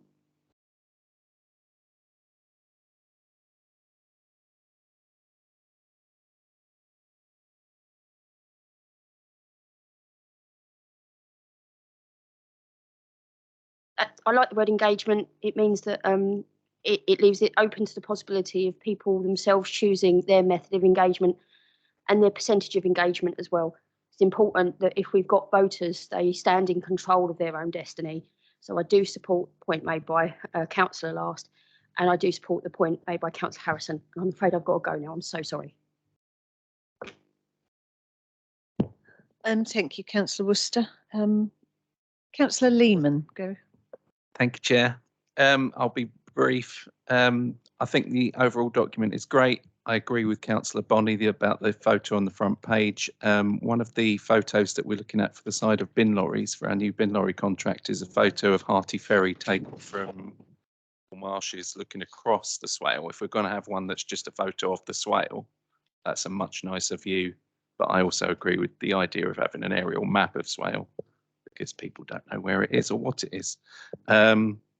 And then moving on quickly, on page 115, there's a short paragraph about the Merston Hart project. I don't know if it would be worth adding a sentence in there. We awarded them £100,000, but that doesn't make any mention of the fact that they were able to use that funding to leverage a huge amount of additional funding, which I think shows some foresight on our part that we were able to do that. I'm not a big fan of the photo on 115, but I'm not going to argue any more about that. And then on the environment, on page 122, there is a large white blank space, and it seems a shame. I don't want to put any extra bullet points in there, but I'm wondering if an extra graph or stat like we've got on some of the other pages could go in that big blank space. Thank you. Thank you, Councillor Henderson.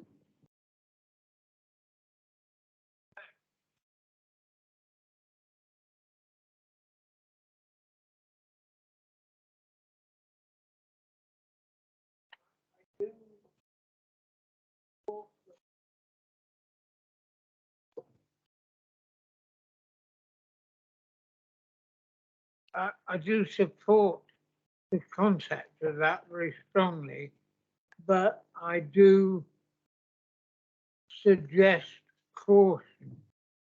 I've already been involved in this. I've created 2 resident associations in my ward. I chair the Gunpowder Works Country Park in my ward. I know of at least 2 other environmental organisations in Faversham and at least 3 other resident associations. But Faversham has a very well-established town council. It's been around for 700 years plus. And somehow they manage to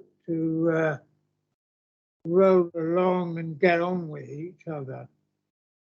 But it is quite frequent that if you have too many residents' organisations, they end up arguing with one another all the time and not actually contributing and developing the community that they work within. And that has been the case in Faversham in regard to business organisations for a number of years. So just be careful. Thank you, Councillor Henderson. Councillor Whiting. Chairman, if I'd have had the clarification from the Chief Exec about some possible wording for that paragraph, I would have voted for it. I abstained because I wasn't quite sure what the wording was going to be, and it did seem to me a little bit neither here nor there. But I'm grateful for the wording that provided by Larissa, and if we could vote again, I'd vote for it.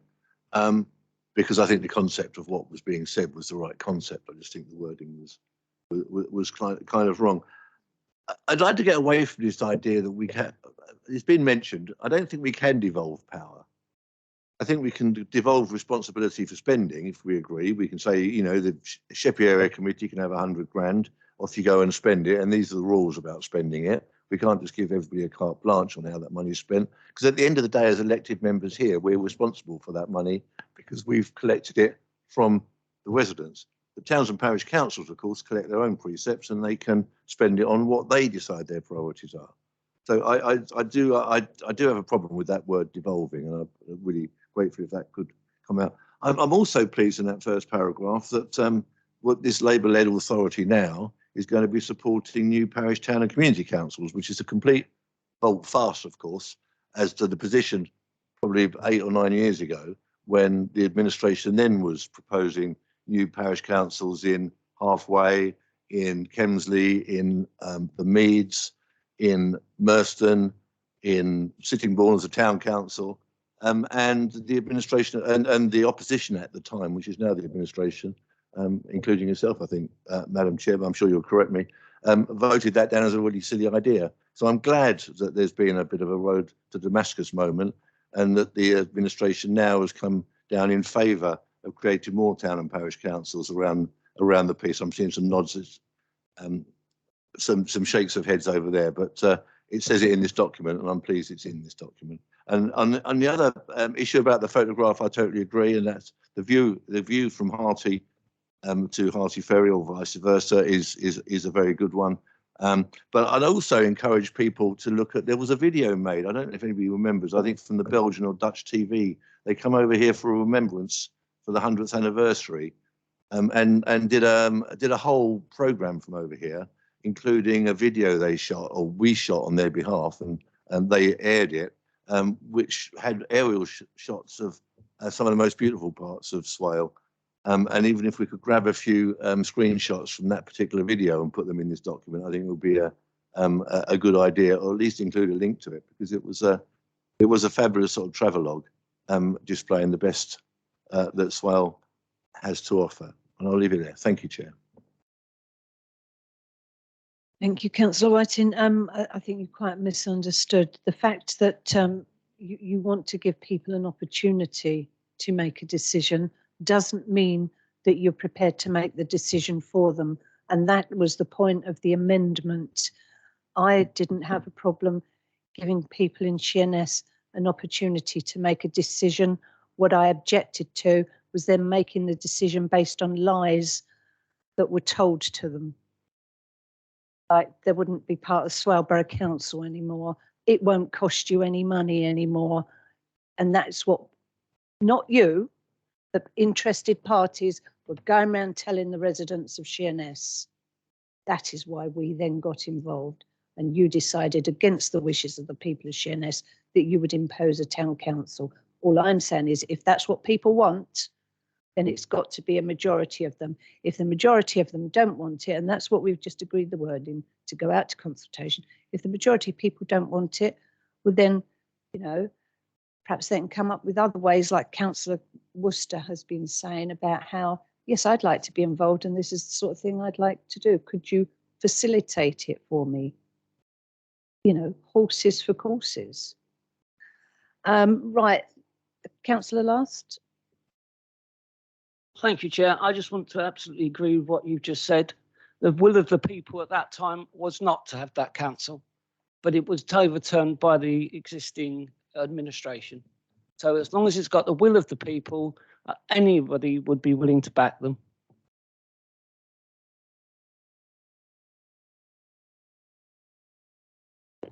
Okay, thank you, members. Now I've got no more hands, but I've got one more comment on this that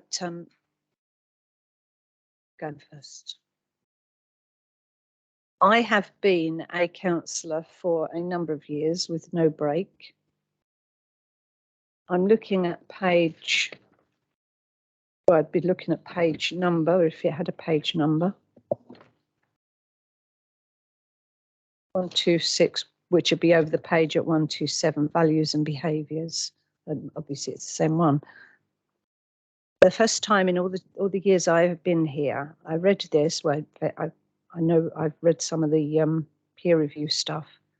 We are also developing a member officer protocol to improve levels of collaboration, mutual understanding, and tone of communication between some elected members and staff. I was absolutely ashamed to read that. In all the time I have been here, there have never been issues about how elected councillors talk to and about our paid staff. They are there to do a job. They do it to the best of their ability. I've not always liked the advice they have given, and I have probably taken it up outside of meetings. But to actually need some sort of protocol about how the tone to use between members and officers, I was ashamed. And then I was actually disgusted. What the hell are we up to? We are elected councillors. There are protocols about what we can and can't do, and the line between officers and members. And in all the time that I have been here, we have never called out officers in chamber. We've had a problem with officers. We've taken it up outside of meetings. I know there are some people who have been here, not as long as I have, but in the old days when we were at no overall control. And that is the way that we should be behaving. So if we have got to have a protocol, because some people can't behave, then so be it.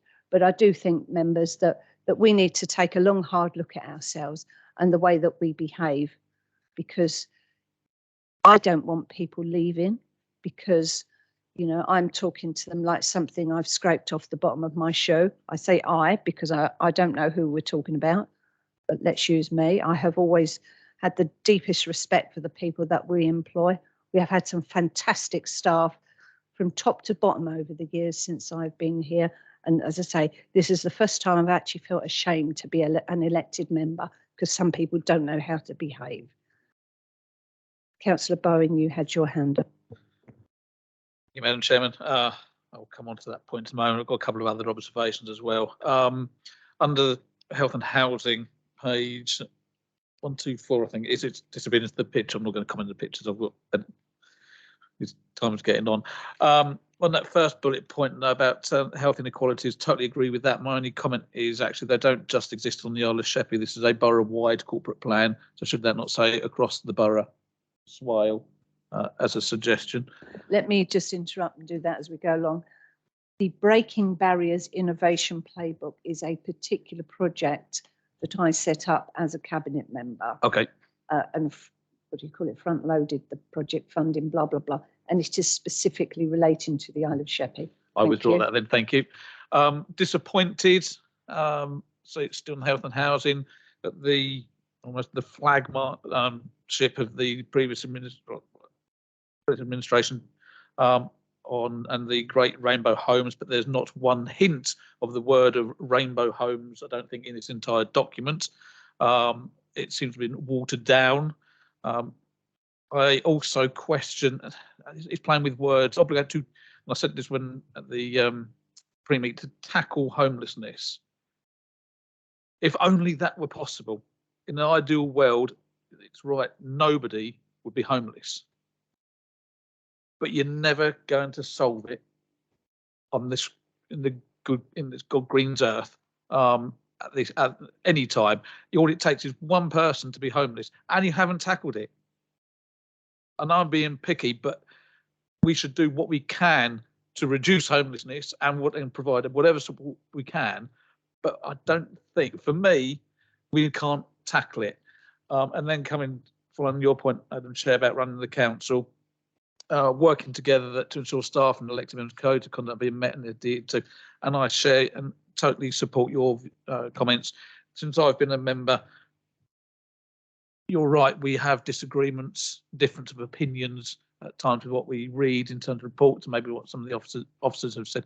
But in a public meeting, you do not diss or go out your way to embarrass and make officers look foolish by people's conduct and by what they say. They are not elected people, members.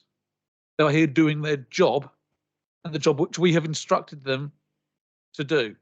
So we should be providing all of the respect in the world. And I have seen several meetings in this chamber not that long ago where the behaviour of councillors fell so far short that I recall that an officer was in tears.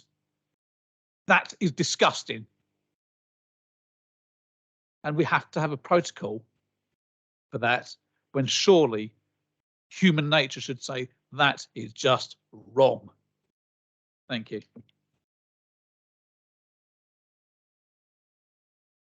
I didn't know that, Councillor Bowen.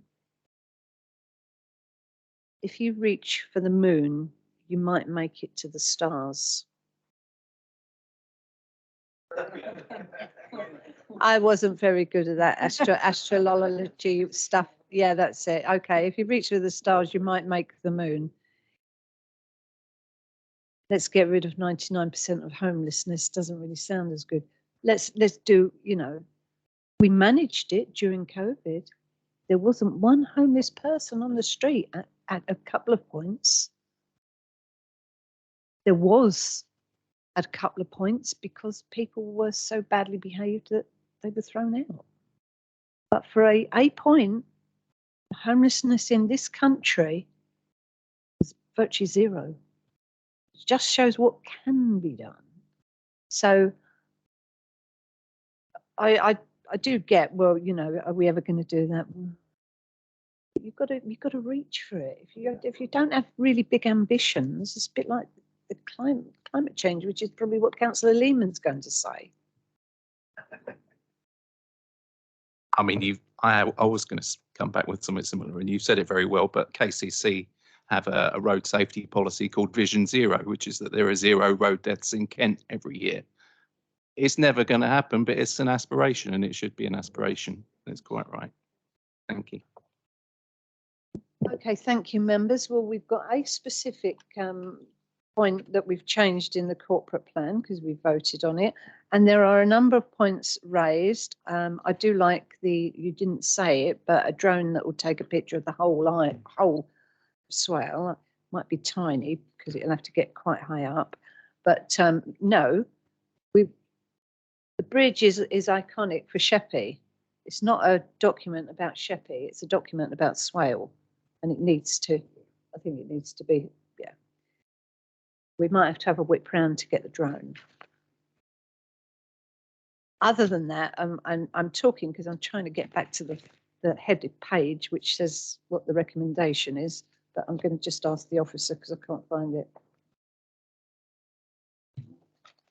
Yes, it's to approve the draft corporate plan 2023-2027 to undertake a public consultation from the 30th of November to the 25th of January 2024.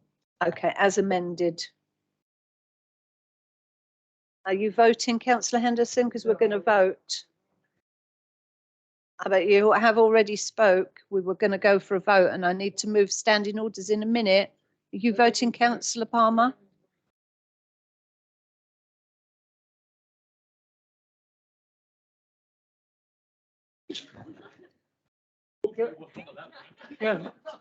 Just to say, we are all members of the public.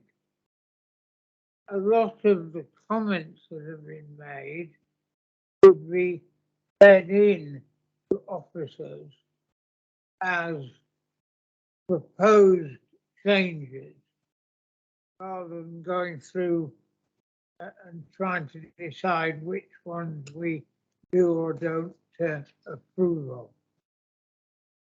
Thank you. Yeah, the only amendment, the only change to this document before Joe and Josephine see it is the one that we've had a vote on.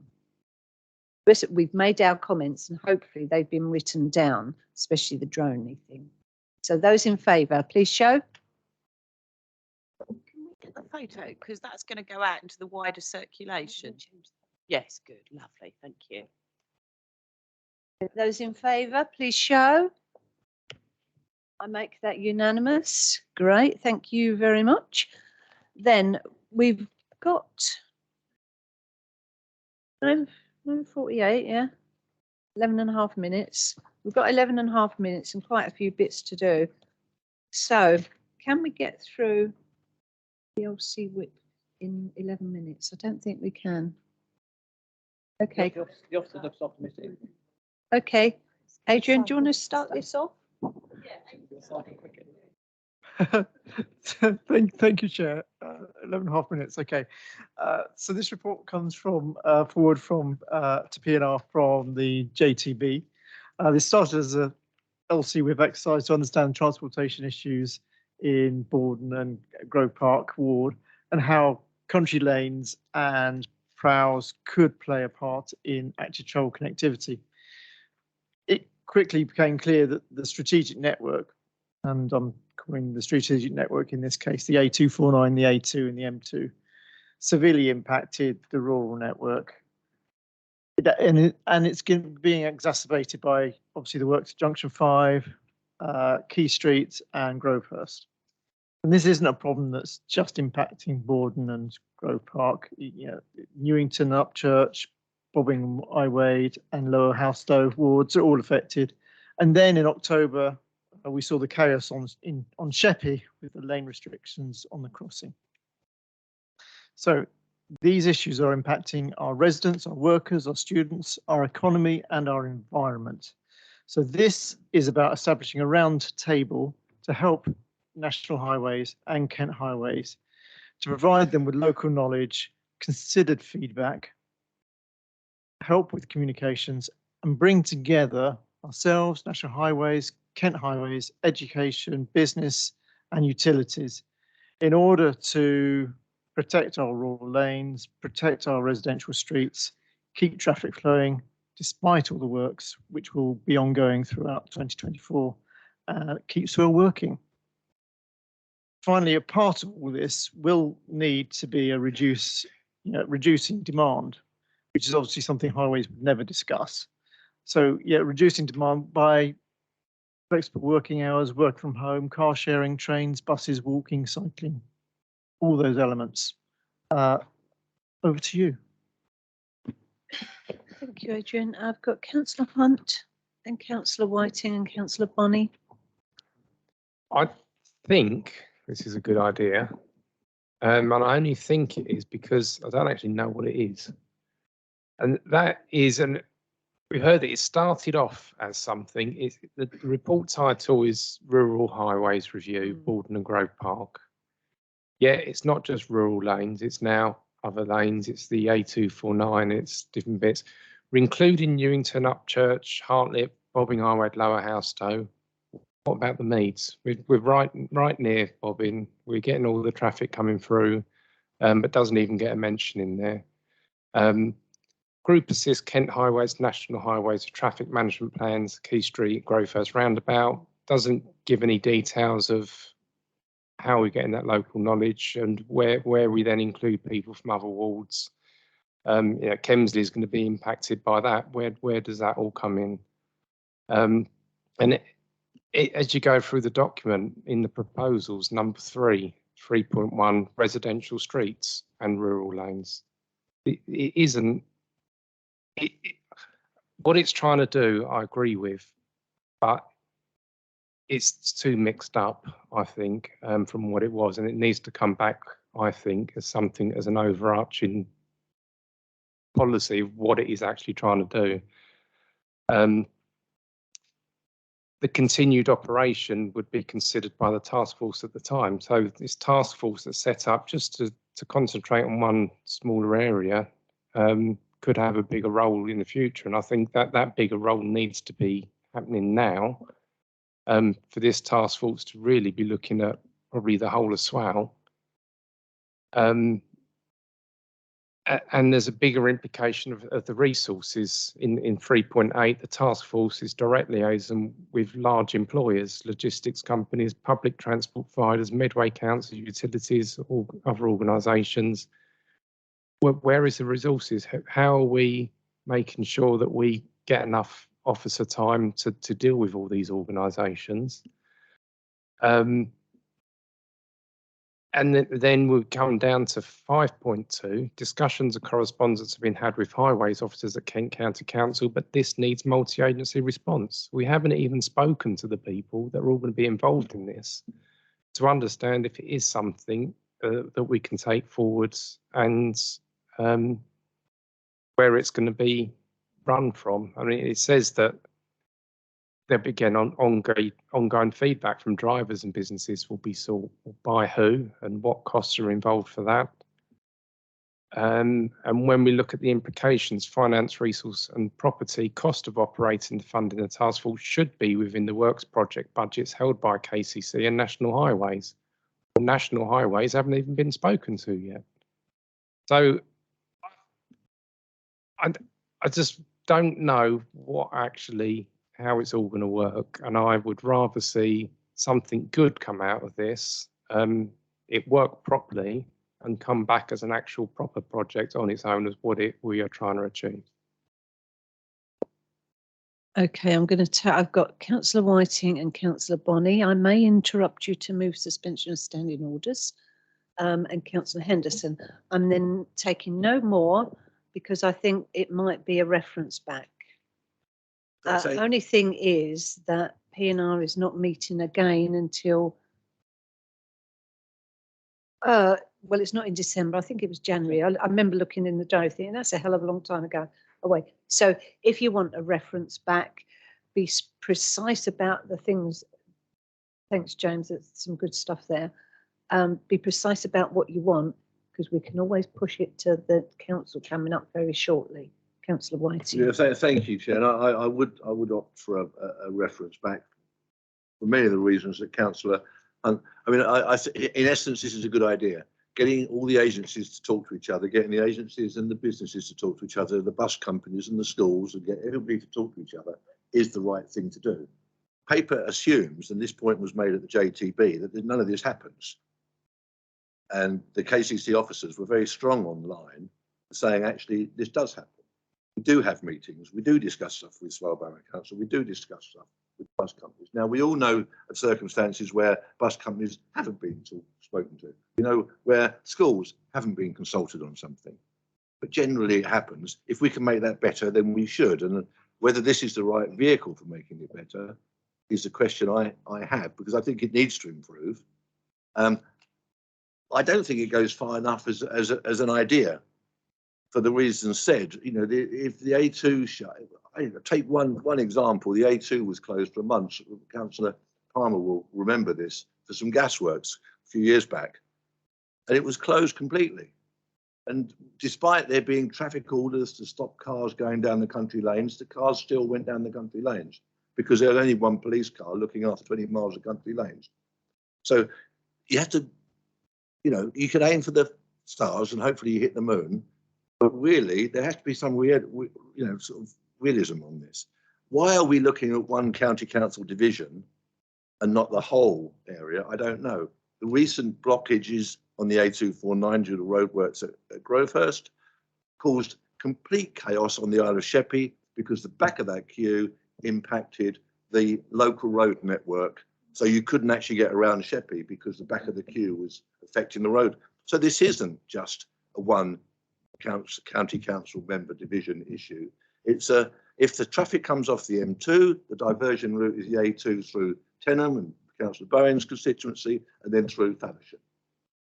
So this is not just a one area issue. I raised a question at JTB and was told that they would meet every 2 weeks. Again, I saw some shoulders drop and some jaws drop. Where is the officer time to allow this to happen? Who is going to pay for the admin? Are the meetings going to be here? They're going to be remote. Who is going to monitor all this? Who's going to invite 100 businesses, 7 secondary schools, and endless numbers of primary? Who's going to do all that work? So for all these reasons, if you're looking for reasons, Point of order, Madam Chair, I think we need to move standing orders. Sorry. Thank you. Propose suspension till 10:30. I think you can only do half an hour at a time. All those in favour, please show. Okay. So I've the summary of my. You could go on about it's a fantastic idea. I don't think, as it set out, it's workable. I don't think it will achieve the things it wants to achieve. And actually, I don't think it aims to achieve enough for the reasons I've said. Thank you. It's Councillor Bonney. Okay, I mean, you can kick it into the long grass. However, we're not meeting for some time. The chaos has been quite recent and it continues. I would agree that it doesn't go wide enough, but you've got to start somewhere. And the problem is, if you kick it into the long grass or refer it back, whatever you want to do, then actually you won't get those immediate impacts as getting those initially, those parties talking. I agree, you know, I mean, certainly Robinsham, Tunstall, Bacchild need to be included because of the chaos on the A2 is still going on, the gas main works on the A2 and all the country lanes which link up with Borden, etc., and all of the other chaos that's going around the A249. I mean, what is clear has been the utter failure around KCC and Highways England to take account of our rural road network and our urban road network. I think you need to start this work, and it might be that what we do is we put a little addition on here, and I propose that that the scope may be extended as time goes on and include the Meads and include Robinsham or West Downs as an amendment so that we can encapsulate this. Doesn't have to start off that way, but it'd be nice to be included as that. And it will find its role and define it. I think if you're too hung up on defining it at the outset and find the budget for it, it won't happen. And actually what we're saying is we need these people to speak to each other. You know, there are free ways we can get to speak to businesses. We can put something out on an email using the ED database. That's you know, something we can update fairly easily, businesses, and speak to them or get them to, if they want to listen in or speak at a forum. But we do need to get this quick off the mark. I think kicking it into the long grass is going to help no one. I think the thing is to get it set up and then you adjust it as you go along. I think what is clear is KCC might feel they've been talking to people, but they've utterly failed, and so have Highways England. So something needs to happen here. We can't continue as we are. It's going to get worse. We've got more and more infrastructure works taking place on the highway networks. Chair, I'll second the amendment. There was an amendment in there. Yeah, there was, that scope may be extended to the wider areas around Sittingbourne and Sheppey and Faversham. Okay, all right, I'll put all three in. About just Swale. Swale, yes. Good, because I was going to say And I'll Sheppey, second that. Sheppey should be in there. Right now, I do get, you know, look, if we wait for perfection, we're not going to get anywhere. So let's make sure that, well, it'd be good to know this and good to know that and good to know the other.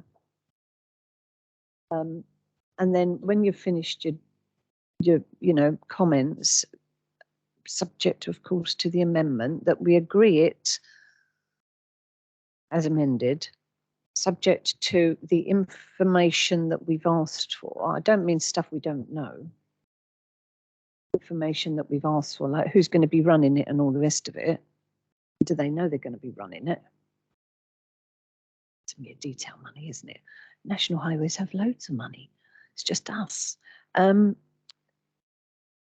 We could agree it's subject to this information being provided to members, so that we're not actually holding it. Stuff can get going, but we can be satisfied that actually these things have been thought or are being thought through. How's that?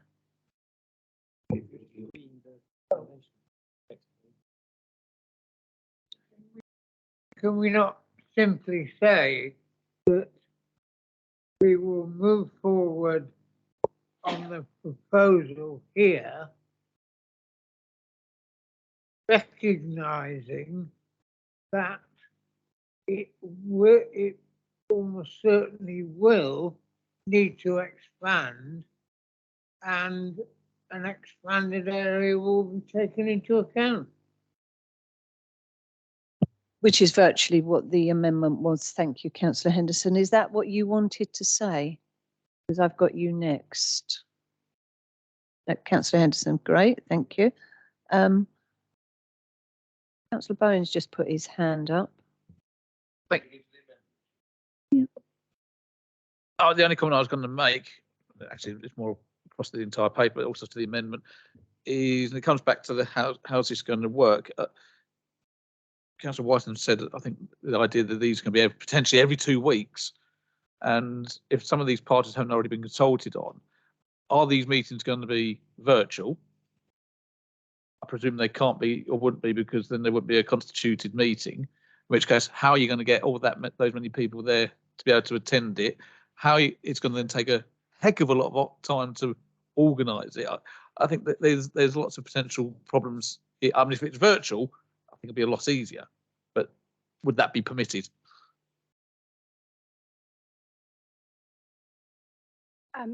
I think we need to be mindful of not trying to overthink this. The purpose of this is because when, and as someone that has managed a transport team, a highways team, hopefully never ever again, everything they do is done by Saturn and Visim, and it's all desktop. And what is missing, and poor officer did get a very stern talking to by one of our MPs, who said, why didn't we know? Why aren't they listening? Because something that had been put in place as a diversion caused a lot of problems. And the purpose of this is to get the right people in the room to be able to say, from a local's perspective, that is not going to work. What you want to do is you want to look at this. Or we're really concerned because we know there's loads of cyclists that goes along those routes. And if you have loads of lorries, that's not good for the cyclists. So you're right, we haven't spoken to the people yet, but we can't speak to the people because we don't have as officers a mandate to speak to the people. We've spoken to the people we can. So the purpose of this report is to say we want to have a meeting. We're not prescriptive about fortnightly. The way fortnightly's come about is because there is a different meeting which we are not invited to that happens to discuss the major works.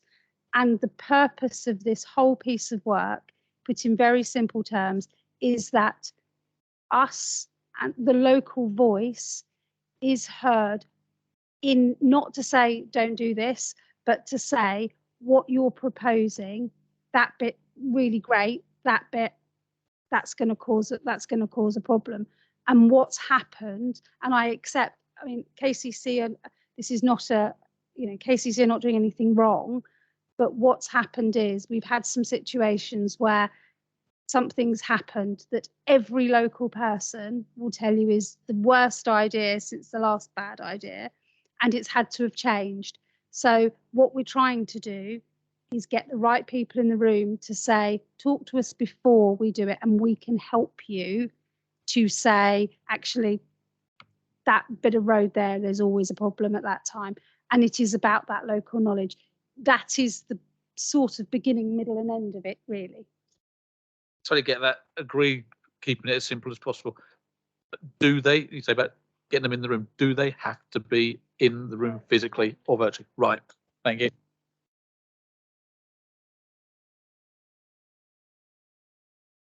Thanks. I think the amendment adding all areas in Swale is the right thing to do.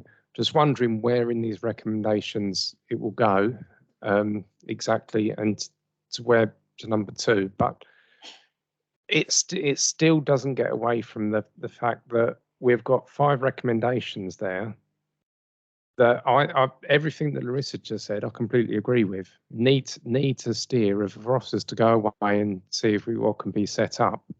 But none of these recommendations say that. The recommendations are saying that a multi-agency task force will be formed, and that the group will manage all the publicity to help drivers. The group liaises with large employers. We're giving the go-ahead to actually go and do that, not for officers to go and see if it is possible to do. And that's the problem I've got with it.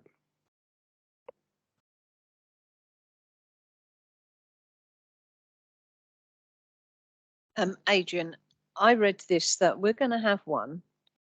No, sorry, we're not going to have one. There will be one. We've been invited to sit at the table with. We're not forming the multi-agency task force. What with? Shirt buttons? So no, we will be doing it. We've discussed it with the staff involved, and we believe that we can do it within existing resources. We're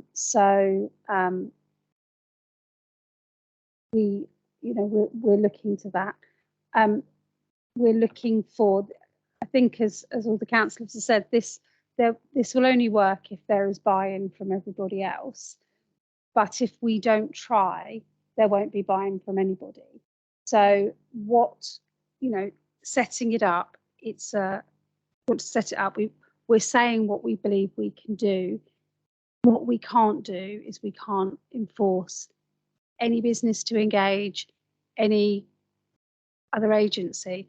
But we believe, and I think JTB, when they supported this, believed that if such a mechanism exists, people will do their bit. If they don't, then we will have to do something else. But this is about us trying. This is our place, and this is about us taking a place-based approach to say our businesses, our residents are being affected by this, our visitors, and we want to try and do something to help.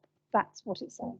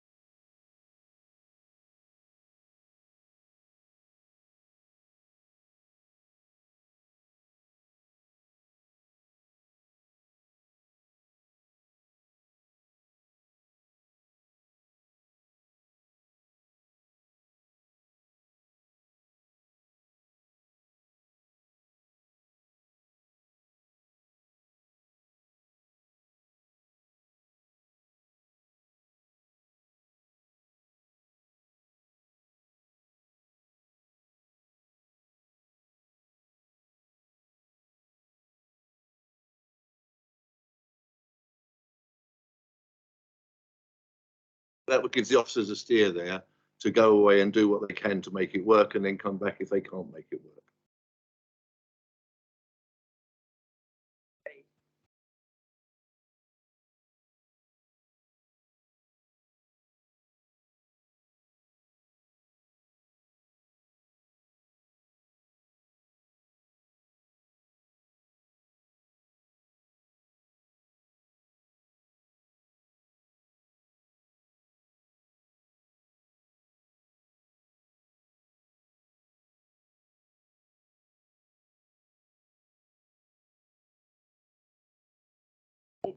It does need a better heading, because when I read it, I thought, well, what's that got to do with us? You know. Well, actually, I thought, what's that got to do with Grovehurst Roundabout? Yeah, it does. Yeah, it's misleading. It's misleading. Okay, then we're now on item 12, overarching enforcement policy. And that is Janet. Thank you. The overarching enforcement policy was last adopted in December 2020, and it is good practice to review it every 3 years. This policy is an umbrella policy and sets out the principles of good regulation to be applied to all of the council's service areas with enforcement responsibility. It sits above all the service-specific policies which the council is responsible for discharging, and therefore sets out a short and succinct statement of what those at the receiving end of enforcement action should expect from the council in how it discharges its responsibilities. A review has been carried out, and as there have been no changes to the regulator's code since the overarching enforcement policy was adopted in December 2020, the existing policy is still compliant with the code. Heads of service, Mid-Kent legal service and team leaders responsible for discharging enforcement functions were consulted as part of the review of this existing policy. The recommendation this evening is that Policy and Resources Committee adopt the overarching enforcement policy. Thank you.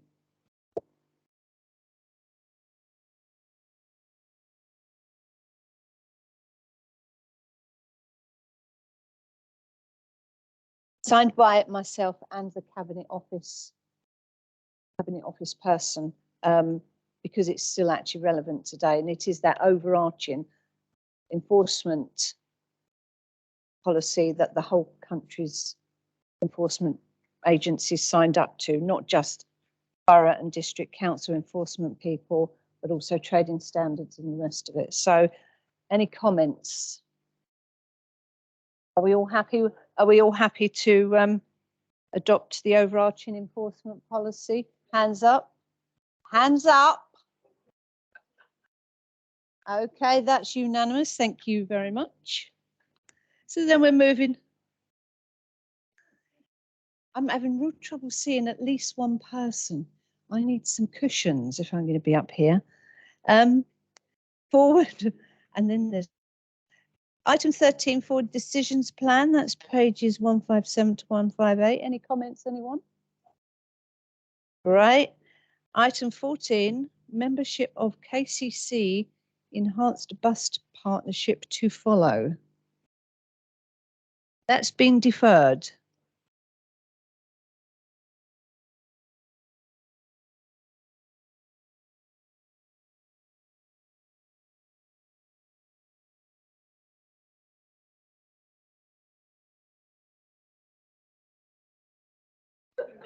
I appreciate, Madam Chair, if I may, just on a point of order, I understand that because there's no minutes published to this meeting, we can't take a decision on minutes that haven't been published. But could we not pass a resolution that's subject to the minutes being published? These people are more than content to go off and do their work, and that to be ratified once the minutes are published. Seconded. In advance. Okay. Did we get that down, Kelly? Good. All in favour? Right, that is unanimous. Can we just check whether we're actually able to do that? Sorry.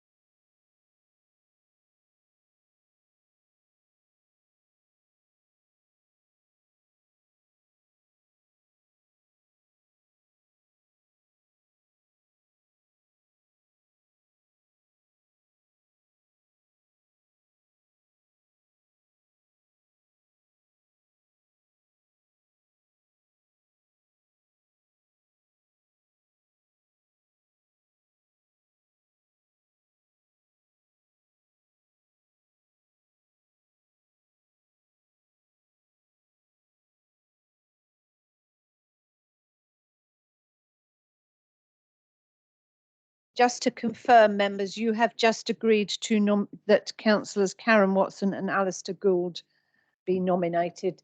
Agreed. Yeah, great, thank you. So we're now on to. I agree to that. We're getting to the point at 10:30 in the evening where we are not making sensible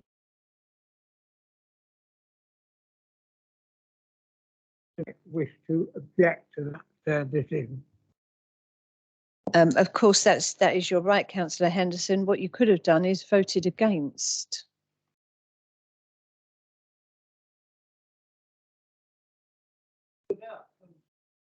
Those in favour, I said.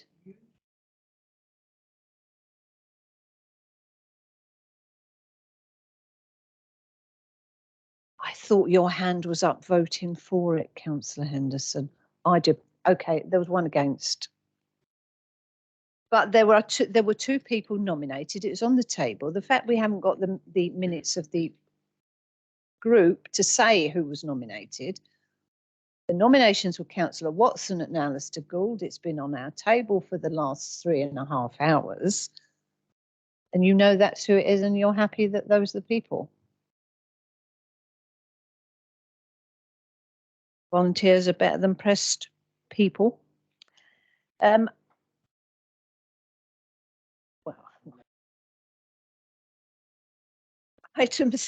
15, we're on South Thames Gateway Building Control Business Plan.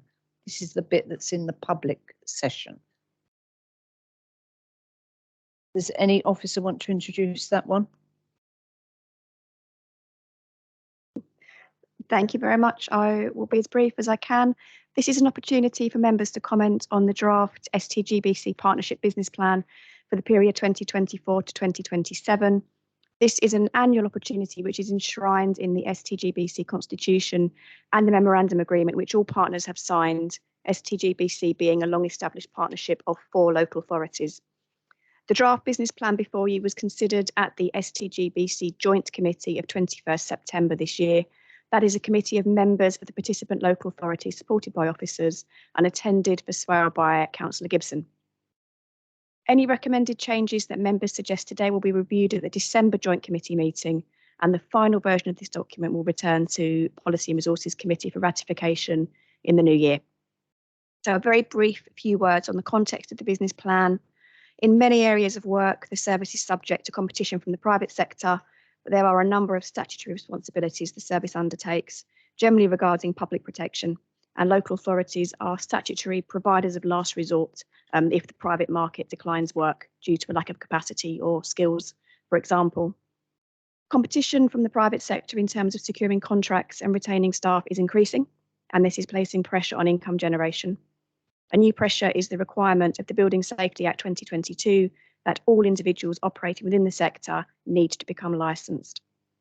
So the business plan recognises those facts, outlines how the building control function will be delivered on behalf of the partnership until 2027, and forecasts financial contributions required from the local authority partners. Thank you. Thank you, Joanne. Now, we do have a confidential part of this. If you can word any comments or questions so that you are not giving away specific information that's on the blue papers, then fine. I've managed to word mine because the blue papers are commercially sensitive. If you want to ask any specific questions on those, we will go into private session now.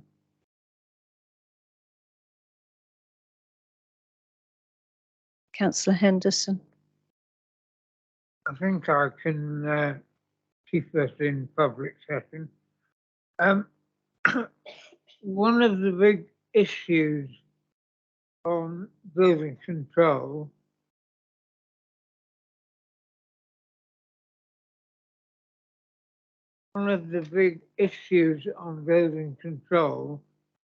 is that the organisations which are still in local authority control are competed against by the private companies in a very sharp way.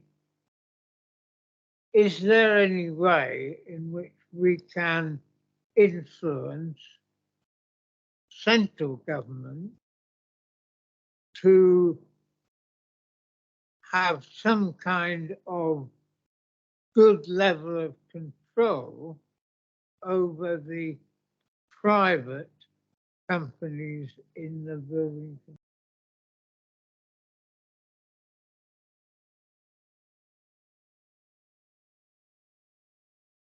Thank you. It's something I'm very happy to take away to the South Thames Gateway Wood Control Partnership for their comments. It's not something I could necessarily comment on myself. Thank you. Okay, then my comments would have touched on that. The training that is now required for all building control, not just public sector, I think will even up the playing field quite considerably. I was here when we owned it. The goalpost kept being moved. So I'm really pleased that actually there's going to be a bit more of a level playing field, and the expectations on the public sector will also be, moving into the private sector in terms of standards. Reading through the blue papers, obviously, if there were any concerns about the way that the business worked going forward in terms of retention and stuff like that,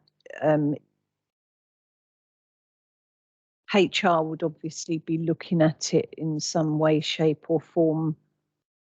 And if there needed to be any changes, then it would go through the appropriate procedures. Is that vague enough but specific? To be fair, I have raised this specifics with our rep on the STG thing. Thank you. I think that's clear. Okay. Any other comments on that, members? So, are we happy to have commented? Yeah, great. Thank you very much. So then we won't go into blue session. But I've got one more, which I completely forgot about, but I did read it when we came in. And that is the Performance Monitoring Mid-Year Report 23-24, end quarter 2. It was put on the table this evening and the chairman agreed to, well, there was an email came around to say it would be taken as an, oh.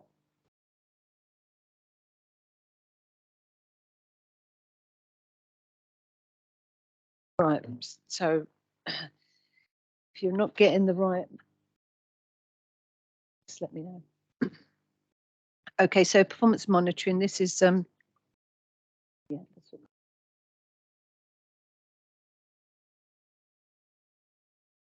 All right. Okay, so we've got the comments down on that. We're now moving on to performance monitoring mid-year report. Tony. Sorry, point of order, Madam Chairman. I'm afraid, again, this is not an agenda item that's been published as far as I can tell. There's no agenda item listed on it. It's coming on for 10:30. I know, but it's Constitution. It's So not been published. So the item was published yesterday or today. The chair has agreed it, the substantive chair has agreed it as an urgent item. So it has been published and it has been agreed by the chair as an urgent item. Thank you. So can I move standing orders to finish this one item of business, because it might take more than 3.5 minutes? Good. Okay, so Tony, would you like to introduce this report? Thank you. Thank you, Chair, and I'll try and be as quick as I can. So this is the mid-year performance report to the end of September of this year. You'll see from the title page that there's one KPI that wasn't included. Within the appendix, there's a comment in 2.3 regarding that. And then within the appendix, you can see point 1 that we had 21 green indicators, 3 amber and 3 red. a quarterly indicator graph showing that the quarterly indicators hit target 100%. The graph below that showing the monthly indicators at 66%. And then on the following page, you see the red indicators, 3 red indicators, and the commentary that relates to those, the 3 amber indicators. And then finally under point 4, you'll see the usual table of performance against the monthly KPIs, the quarterly KPIs, and then the page below that, performance against the monitored performance indicators. Happy to take any questions.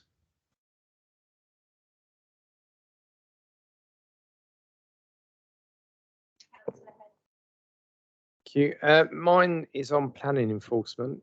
There's lots of reds there. Informing complainant of 21 days. Oh, I read somewhere, I don't know where it was. I'm sure it read somewhere about there being staff absences, sickness, or whatever. But are we still at full capacity with officers in planning enforcement? Or have we reduced the numbers that we've got in that team? And if so, is that having an impact on this as well, rather than just staff sickness? Thank you. Joanne, can you take that one? Thank you. I can. Yeah, we are at full capacity in the enforcement team, but yes, we have been affected by sickness over the summer months. Thank you. Councillor Henderson. Thank you, Madam Chair. Is this item tied in with the constitution discussions we had in terms of whether this is going to be a twice yearly rather than 4 times yearly information to us? So it's not tied in with the constitution changes. This is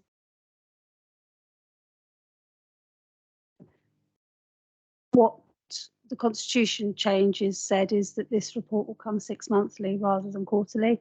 That's already been agreed. Yeah. But this report, it's coincidence that it's come in the same agenda. Okay, thank you. Okay then, members, are you happy to note the report? All those in favour, please show. Okay, I make that unanimous. Good, good, good. Right then, there being no other business, thank you very much for. Councillor Bowen. Thank you, Chair. Madam Chair, just I don't want to go on any longer, but I do note, and it's no criticism of you at all, because I think you've done a brilliant job stepping in the last this evening. But it's 10:30. We've had a 18 agenda item this evening. I feel that there's a couple of items on here which, had it been other meetings, and an example potentially, I don't know, because we skipped over it very, very quickly, maybe because people didn't want to come to the overarching enforcement policy. The later it gets in the evening, the quicker we want to get through it. And I really question, are we doing the justice to the amount of work and the content of these documents when we're suddenly trying to rush things through because it's got to 10 o'clock or 10:15? Would it not have been better to actually potentially split these up to other meetings? In the past, we may have actually had an hour on some of these. I just don't think we've done. It's a note of time and caution that we seem to be stretching ourselves out, and nobody seems to be listening now because they're packing things away. That we could have done a lot better. Thank you. I was listening. I could talk for hours on the enforcement policy. That is why I went outside to check that concordat was on the wall, because I was heavily involved in it many years ago.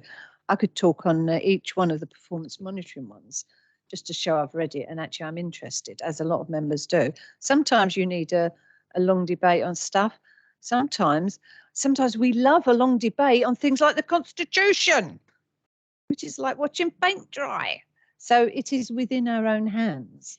Yeah, I did step in at the last minute because otherwise I'd have been moving the recommendations first of all. You'd have had one go at the cherry, not 6. But so yeah, it is. But but you've come along, you're interested in the issues and you want to debate them. And, you know, perhaps we should hold ourselves back earlier on and then balance it out during the meeting. Councillor Hunt, you wanted to say something? Yeah, I think the problem is these that things that we're talking about would normally in the past been done by the cabinet, and the cabinet have informal cabinet where you discuss it for hours, and then during the day you then come to a meeting and you're voting for it, which was all done too quickly. But now we're doing it as all these items in it, and cabinet met once a month. We're now meeting every, whatever it is, 2 or 3 months to deal with these. And there's been so much on the agenda. So I think when things are being looked at with how committees and the peer review and what we need to change, that's something I think that needs consideration, because although we want to get cut down on meetings, it's no good if we've got meetings that are going on for 4 hours. Quite right too. Right, okay. Councillor Lehman? Thank you, Chair. Just a query, and I apologise, and I gave my apologies to the Constitution Working Group because I haven't been able to go to the last 2 meetings, but I was exasperated that we spent an hour debating something that had been agreed by the Constitution Working Group, and more than half of this committee sit on that group. Is that not the case? Oh, okay. There's quite a few of us in that. Well, actually, Councillor Whiting was there, but he left because he had to go somewhere. Yeah, I know. So perhaps a bit of discipline on our own parts. Yeah. Otherwise, on camera, but I have got a bigger one of these that might stretch across the room. Okay, thank you very much, members, for your attendance and contributions.